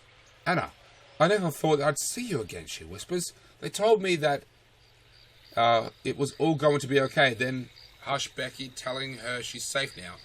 You're not going to leave me again, are you, sis? Not like they did. You tell her truthfully.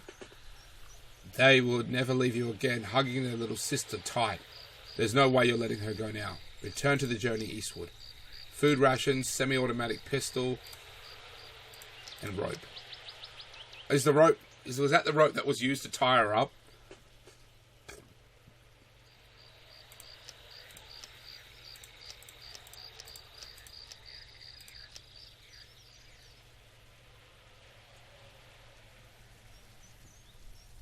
Becky, get with a group. So now we have a full group, and we still have Boomer the cat.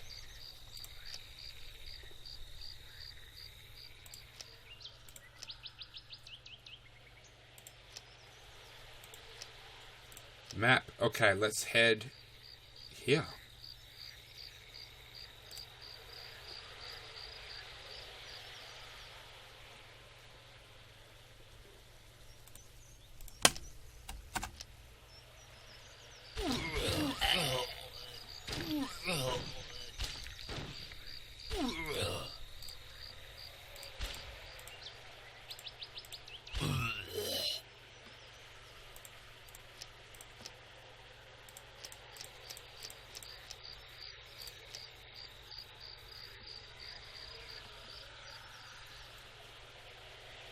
Okay, you hear a conscious stream of low moans. Unfortunately concerned, you start tracking the sounds of the origin.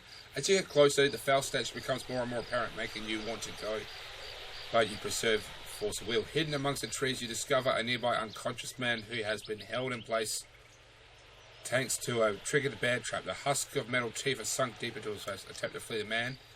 First aid kit, nurse trait. Use your medical to patch up his wounds as best you can. Give him a first aid kit. Might as well take his stuff.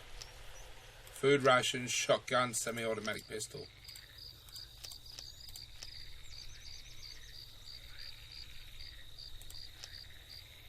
We're going to the city. And then we're going to go to this city. Then we're going to backtrack here. And then we're going to continue on this way.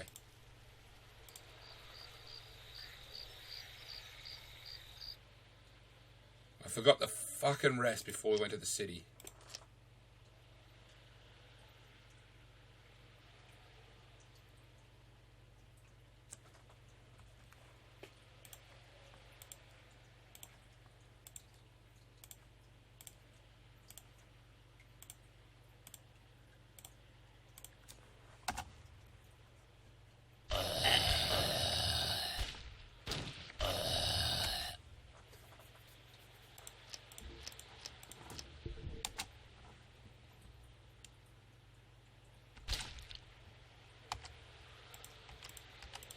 I'm really just moving them because I can't risk a noise complaint. A noise level getting too high. Anna, shoot this fucker. Elliot, shoot him. Damien, shoot him. Stan, shoot him. Sarah, shoot him. And Becky, shoot him. Go.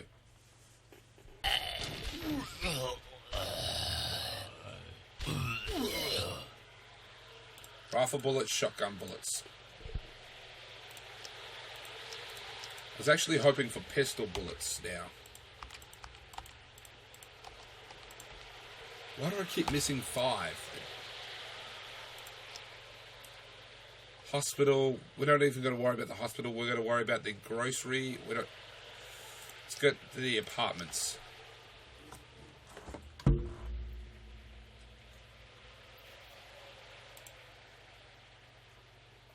Pistol bullets, food rations, shotgun shells, toy hand grenade.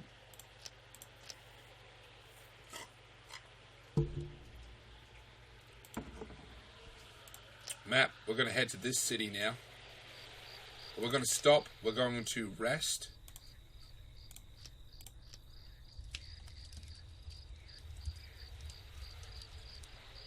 And then we're also going to eat. We're going to move into position. And then we're going to travel.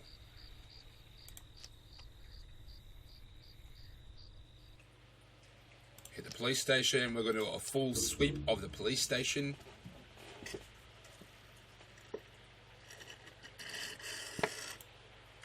Pistol bullets, rifle bullets, police baton, antibiotics.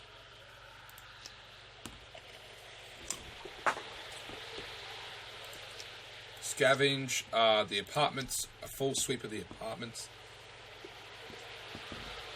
Do you see how much rifle ammunition? I've got over 1,000. No, 100.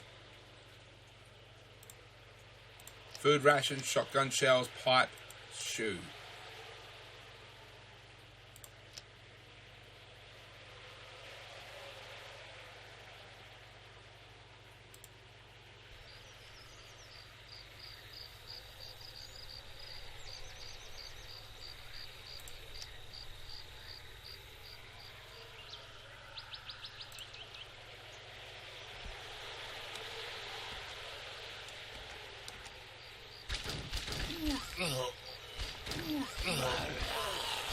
Oh, fuck me. I've triggered the noise warning.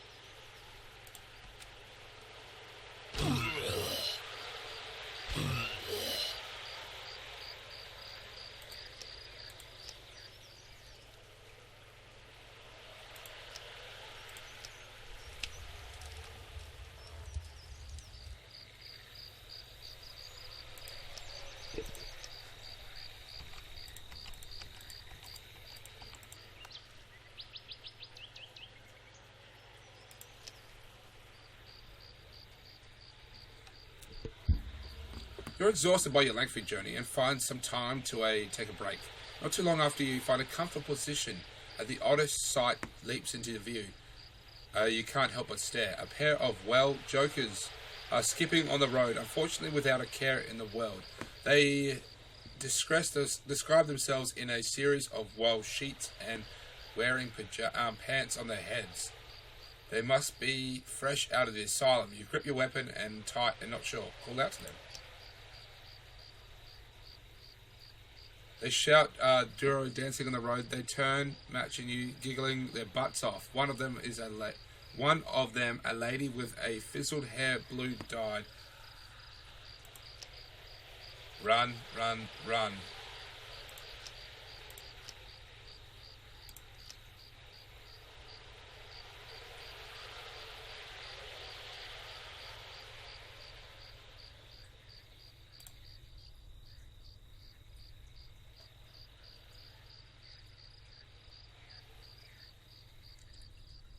You're about to crest a large hill when a man comes running down from the top at full speed. Run for your lives, he shouts in and hurries past you. Before you can ask him anything about what he's running from, more than 100 infected. Run for your life, hide among the trees. Canopy of moans defeating past you. We managed to escape. Might as well hit this city. It's not out of the way. We can sort of bypass it. Let's just hit the police station. Fingers crossed we can scavenge some more ammunition. Motherfucker, I've got to watch the noise. Watch the noise.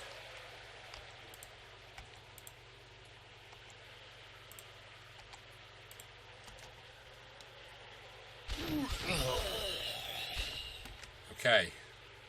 Reload, reload, reload, reload, reload, reload, reload.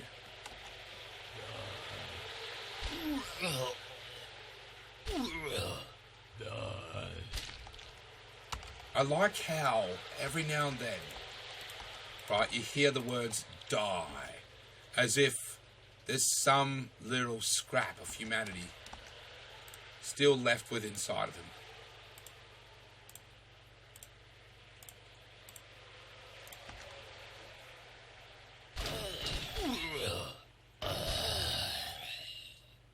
Pistol bullets, machete, and rusty rifle.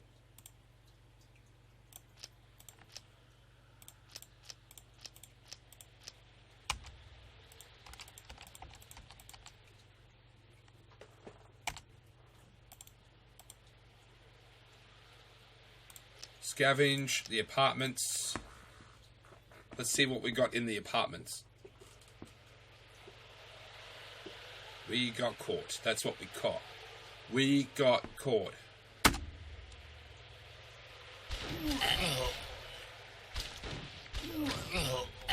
Oh, motherfucker. I got careless.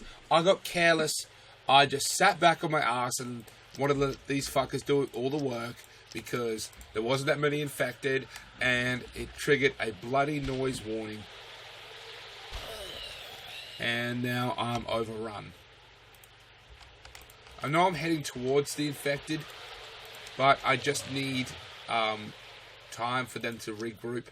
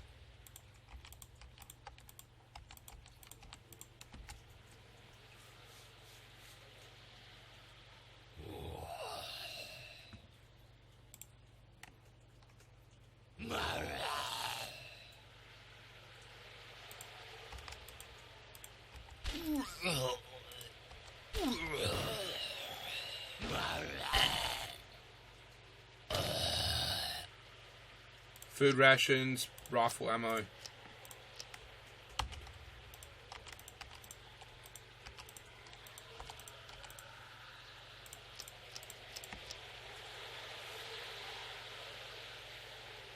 I was kind of hoping for more pistol bullets. Map. We'll go here, here. So there's like 2 more checkpoints. 2 more checkpoints. That is it. We're going to rest because everyone's tired. And we're going to eat because everyone is hungry. I know that feeling.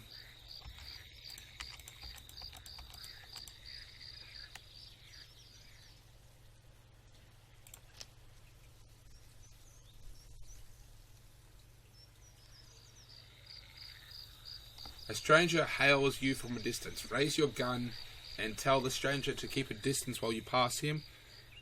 Stop walking around him for a safe distance if no one...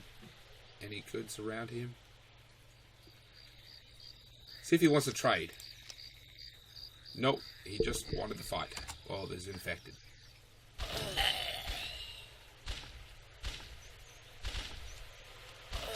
Why the fuck was she missing? No wonder why we're going through ammunition pretty quickly. But why was she missing so much?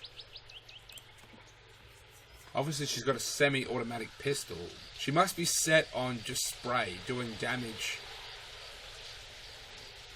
okay, to the infected. You notice a small metallic glimmer among the trees, stopping the brush away. Leaves you default a vault of some kind, perhaps a bomb shelter. You try to open the door, but it's locked. Perhaps there's another way in. Keys? You try every key on the ring, but none of them fit the lock. Perhaps a different approach in order. Crowbar?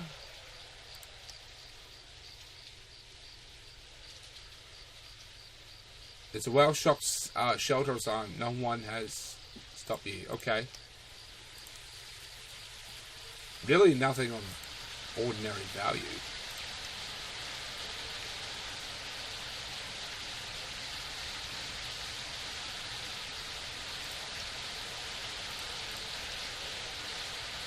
This is it. This is the end of the game.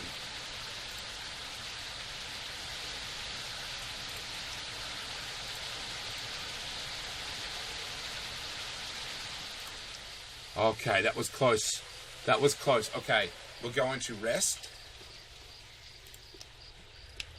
Because we won't get the chance to do so if we don't do it now. Manage group.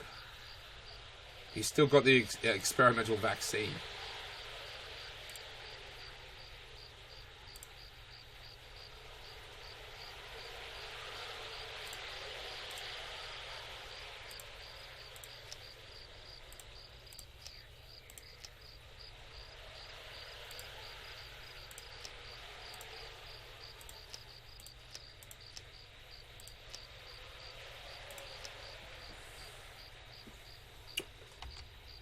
Into position, everyone. This is it. This will determine. This is the hardest part of the game, and there is no checkpoints. There is no do-overs. You either make it or you don't, and this will determine whether we will or will not. Okay, you arrive at Wellston. Exhausted from your journey, you take a moment to analyze the safest way to reach the docks. You find a city map on the sidewalk. The map is tainted with blood. Its previous owner must have had a dire fate. Analyze the map. The docks on the other side are both proving difficult. Even if the docks are secured, the streets of the city would still be filled with infected.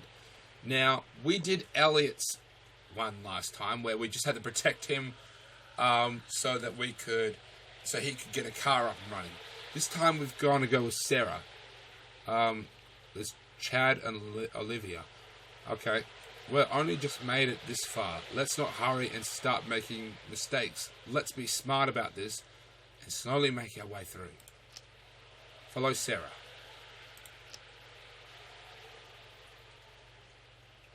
Oh. You carefully wade through the streets of Wellington, managing to avoid all infected so far. You reach the interstation. And you hear a pair of you and hear someone who seems to be calling for your help. Help, please. You over there. A woman is trying to fight a rotter up close and is desperately trying to get your attention at the same time. Her screams have alerted more infected, and she appears to be losing her struggle against the rotter. Ignore a plea for help and stick to your plan and sneak quietly past the docks. Loaded pistol. Try to take down the rotter with the pistol from a distance. Loaded shotgun. Try to take out the rotter with the shotgun from a distance. Loaded rifle. You take aim at the rotter and pull the trigger, and your shot completely misses and the infected sinks its teeth into the woman's arm. The woman manages to push the rotter off just long enough to escape its grasp. Before you can utter a single word, she starts running away from the scene. You realize your plan to reach the docks quietly in tatters as the infected assault. Oh, shit.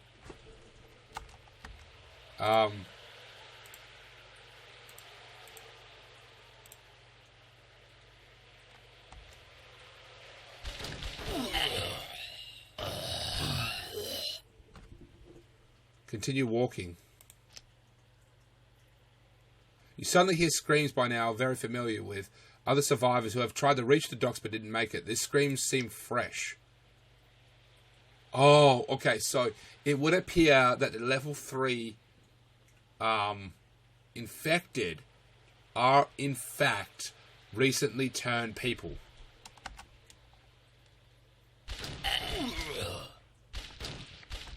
I'm about to hit the noise threshold.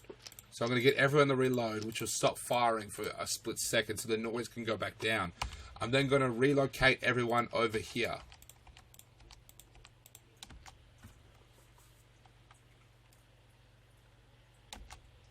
And I'll get everyone to aim their weapon at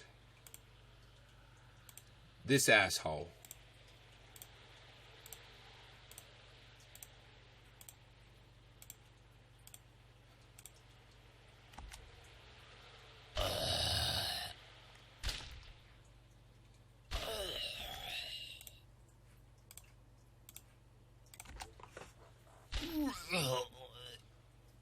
Continue walking. You arrive at the docks exhausted from a long film scrappers of the docks in the town. A small raised gate has defended two guard towers with several armed guards on each. You approach them and you hear one of the guards says, "I recognize that lot. They're ruthless and miserable. Bad luck that they show up." Muttering that they can hear the guard tower above. Some of the guards look down with stony faces. "Watch them closely," another guard says as you continue watching. Holy shit. This must be a result of doing that bad thing. When that guy wanted supplies from the helicopter and I got him and I just told him to back off. This is why they're acting so weird. Okay, you pass through the gates and immediately lie eyes on the cruise ship marooned at the docks. You lay your hand on only hope of getting away from the infected hordes. Supplies are being loaded onto the ship, crammed into every available spot. People scramble to load the supply of goods still waiting on the docks onto the ship. Others are carrying furniture away to make room for more supplies. It's obvious that people are moving with a purpose, trying to get the ship ready as soon as possible. As you approach, someone stops and points at you. "Look, newcomers. Others stop what they're doing and approach. Continue. "Hey, I recognize them," one of the crowd says. "I saw them murder someone in cold blood. I hear they stole goods from a camp, and that man starved to death," says another. They're jittering and boos coming from the crowds as soon as they walk towards the ship. A woman holding a clipboard walks up to you. "What supplies do you have?" "We need everything you have brought up." She takes your gear, writing down each piece of the clipboard. "Impressive," she says with her checks off the supplies. "We needed a lot of these supplies. Your arrival is a godsend." You press further into the docks, moving slowly but steadily into the ship through the crowds. The people stop as an older man in military form approaches you. Others stand aside, and others of them salute. "It's the general," a man near you whispers. Well, the general approaches you. "If it isn't the Growler destroyers themselves. I've heard a lot of tales about your mad fighters who slice through the hordes like a hot knife through butter." The general stops and frowns. "Just remember, the enemy is the undead, not your fellow humans." Looks like my actions really did have a direct consequence. I have never come across this scenario where they fucking hated me. I have never come across it. After speaking with the general, you decide forwards to the white tent set up in the corner of the dockyard. A young man in white uniform hurries to your side. "We need to check you over for bites," he informs you with a nervous stammer. You follow his orders and wait promptly as he examines you. "Okay, looks like you're all clear," the young man says with a gentle smile. He hands you a handful of green wristbands marked "not infected" and instructs you to put them on. Put your clothes back on and head back inside. Sensing the departure is imminent, you begin to head towards the ship, but you can hear the sounds of a heated argument that could be coming from the gate outside. Listening a little closely, you could hear voices coming from just outside the wall, screaming, crying, and pleading to be let inside. There's no more room. Get the hell out of here. One of the guard towers yells fiercely. Moments later, a frantic argument cases at the sound of the engine starting up. You're glad that at least they have a vehicle, perhaps they survivors after all. This is the same scenario no matter what happens. A group of survivors want to get in. They can't get in. They get turned away because there's too many people. Turns out that they have a baby and they crash the gate. The sounds of tires, screeching tires, suddenly echoes across the deck. You spin around just in time to see a selection of the makeshift wall give away as a truck crashes through at top speed. Debris is scattered in all directions as the vehicle violently skids and skewers across the concrete. Finally, the truck smashes into a pile of supplies and comes to a standstill, smoke coming from the engine block. Glancing back towards the wall, you can see a gaping hole which is allowing the infected to trickle through. It won't be long before the entire dock side is overrun, all around you. People begin to panic and scream, some running to fight the incoming rotters, while others retreat to the ship's deck. The back of the crashed truck bursts open with a sudden clang, and a group of armed survivors climb out. Their clothes are dirty, torn, with many of them nursing wounds. A grey-haired man, clutching a baby in one hand and a pistol in the other, limps away in smoking wreckage as he looks directly at you and calls in desperate tone, "Please, help us." Before you can react, help the survivors, help the guard. I'm going to help the guard this time. Last time I helped the survivors, this time I'm helping the guards. How would you help the guards? Convince the survivors to leave? Fire a warning shot at the group to attack the survivors. Convince them to leave. We'll die out there, you know. My wife, my boys, my baby granddaughter will never make it out. You know you'll have to shoot us, I'm afraid. It doesn't look like you'll be able to change his mind. Fire a warning shot at the group. You take aim and fire directly at the grey-haired man's feet. He stumbles backwards in shock, collapsing to the floor, dropping his pistol in the process. A young man rushes towards, taking the baby from his arms. She walks towards you, tears screaming down her cheeks. "Fine, we'll go. Please, take my baby. Keep her safe. Agree to take the baby." A young woman sobs, kissing her baby on the cheek, and then passes her to your arms. "Goodbye, my little princess. I always love you." She looks up at you, her glance meeting yours. "Thank you," she says, with absolute sincerity. With that, she spins around and her group to lower the weapons before soullessly marching back towards the gap of the wall, towards the swarm of infected that are now pouring in. You don't expect they'll last long. Suddenly, the armed guards turns around with an angry scowl across his face. "You can't take that thing on board. What if it's infected too?" He shoulders his rifle and attempts to snatch the baby out of your arms. Shove him away. Happy. As the guard leans over and slams at your shoulders into your torso, sending him stumbling back to the floor, his rifle skidding away across the concrete. "You'll pay for that," he bellows and jumps back onto his feet, brushing a combat knife quickly. Thinking quickly, you put the baby down to one side. A split second later, the guard raises his weapon above his head as he charges directly at you. Luckily, you manage to grab his waist at the time by force and impacts you. Okay. I remember this. We have to do it in the right order. Punch his face, punch him in the gut. Grab his knife in hand, kick him in the head, kick his shin. Kick his knife hand. Punch him in the gut. Anna lost 2 health. Kick him in the shin. You lunge forward, stamping your boot towards his shin bone. Your aim is true, and your strike lands exactly where intended, causing the guard to grunt in pain, and he shuffles back, somewhat dazed. Make a dash for his rifle. Punch him, kick him.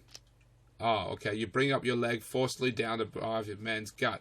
However, the guard quickly comes to his senses and catches your ankle mid-kick. Kick him in the groin. Oh, shit. Leap to your feet, sweep his legs. As the guard approaches you, you forcibly kick his legs, sweeping them out under him. He stumbles and falls head first onto the concrete floor with a nasty gash across his forehead. The knife he is sent flying out of his grip, landing on the concrete several meters out of his reach. You immediately leap to your feet and regulate yourself for a weakened state. Pummel him with your fists, stamp on him, make a dash for it. Stamp on him. Yes, that was the right one. Stepping forwards, you bring your feet down towards the guard's face. With all your might, the dazed man is unable to react quickly enough, and your boot smashes into his head, into the solid floor. His body immediately sags and falls unconscious as he appears to be breathing, however. Leave him there. What the devil is going on here? The general cries, as several of his men rush towards. Stop fighting amongst yourselves. Okay, so now we just have to get the infected back. Manage group.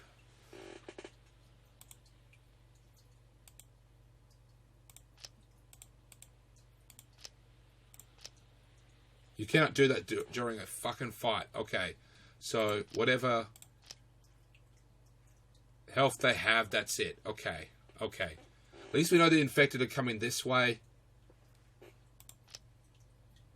We just have to last 1 minute and 30 seconds. Go.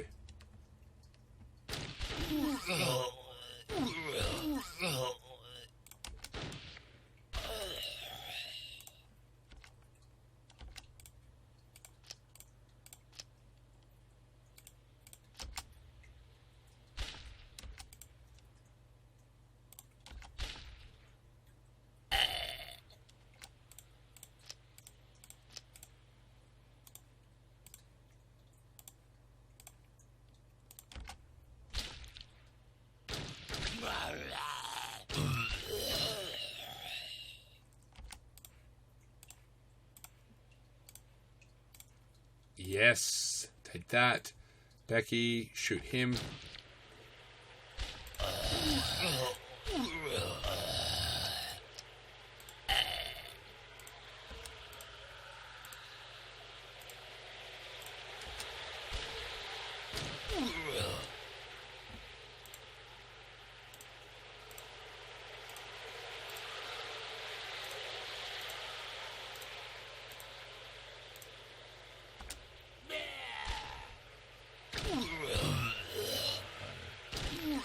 Okay, so we've killed 30 seconds. We've got 53 seconds to go.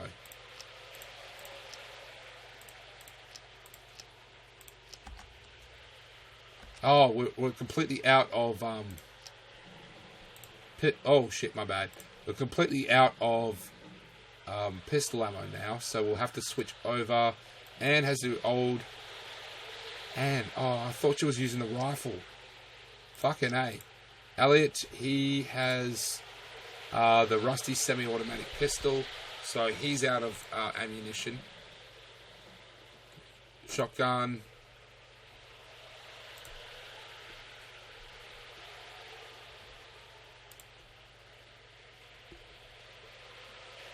Revolver, useless.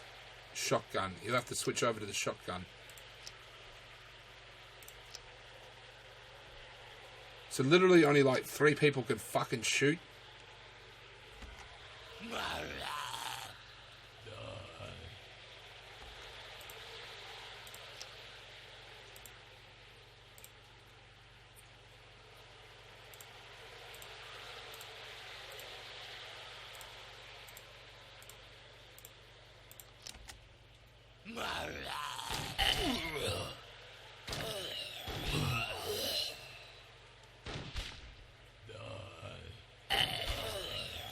37 seconds to go. It doesn't matter because we can just get them to move around. There's literally only so many infected that can fit on one stage or one screen. So we can just get them to move around and that will be fine. Technically, we didn't even have to kill anyone. We could have just made them walk back and forth.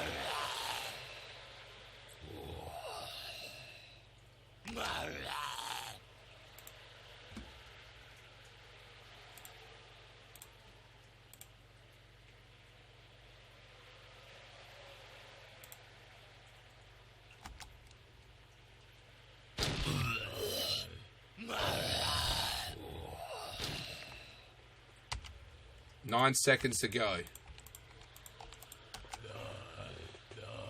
7, 6, 5. My hands off the my hands off the mouse now. I don't need to do anything else. That's it. Not doing anything. That is it. Exhausted from slaughtering wave after wave of rotters, you struggle backwards, unsure whether you can keep going. Suddenly the ship's foghorn booms out across the deck side. You glance up at the deck. You see the general waving you towards the entry ramp. 2 men are trying to detach it from the side of the ship as several infected are shammering towards them. You use your last ounce of willpower to make a desperate dash for the ship, dispatching the biters left and right as you go. You race up the entry ramp and lead onto the deck, with the ship just as the bolts are detached, sending the entire structure crashing down to the dockside, crushing several rotters in its wake. Spinning around, you suddenly understand just how precarious your situation had been.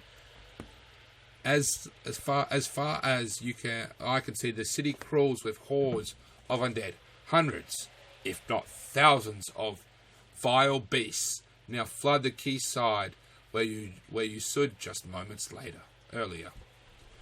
You feel a strong vibration as the ship suddenly lurches forward and propels itself away from the harbour. You can't help but smile at yourself as you watch countless infected stumble and fall towards the murky waters below. Having barely caught your breath, someone official looking asks you to take some supplies to the rear ship where there is an empty swimming pool. As it's being loaded with supplies, you look out towards the dock and see people scrambling aboard. Even though the guards are coming down from the towers and running towards the ship, a woman wanders up to you and hands you a slip of paper with a number on it. It's your cabin. You have been given, it will be your room for the night shift between 10 p.m. and 6 a.m. Please clean the cabin for your next shift, and it comes along there will be signed duties for you. The ship is not paradise, but it's certainly better than the alternative. You're safe aboard the ship, for now at least. That's it, ladies and gentlemen. That is it. So we ended up saving the baby. We ended up saving Boomer the cat. I forgot to mention that though. We saved Boomer the cat. That's the first time I did that. I thought there would be more to it, but apparently not. There is not. Let's see. What else? What else? Okay. As I'm saying this, I'm actually organising on Fiverr.com. I'm literally having a new logo done up because my YouTube channel is kind of blowing up now. And I'm very happy with it.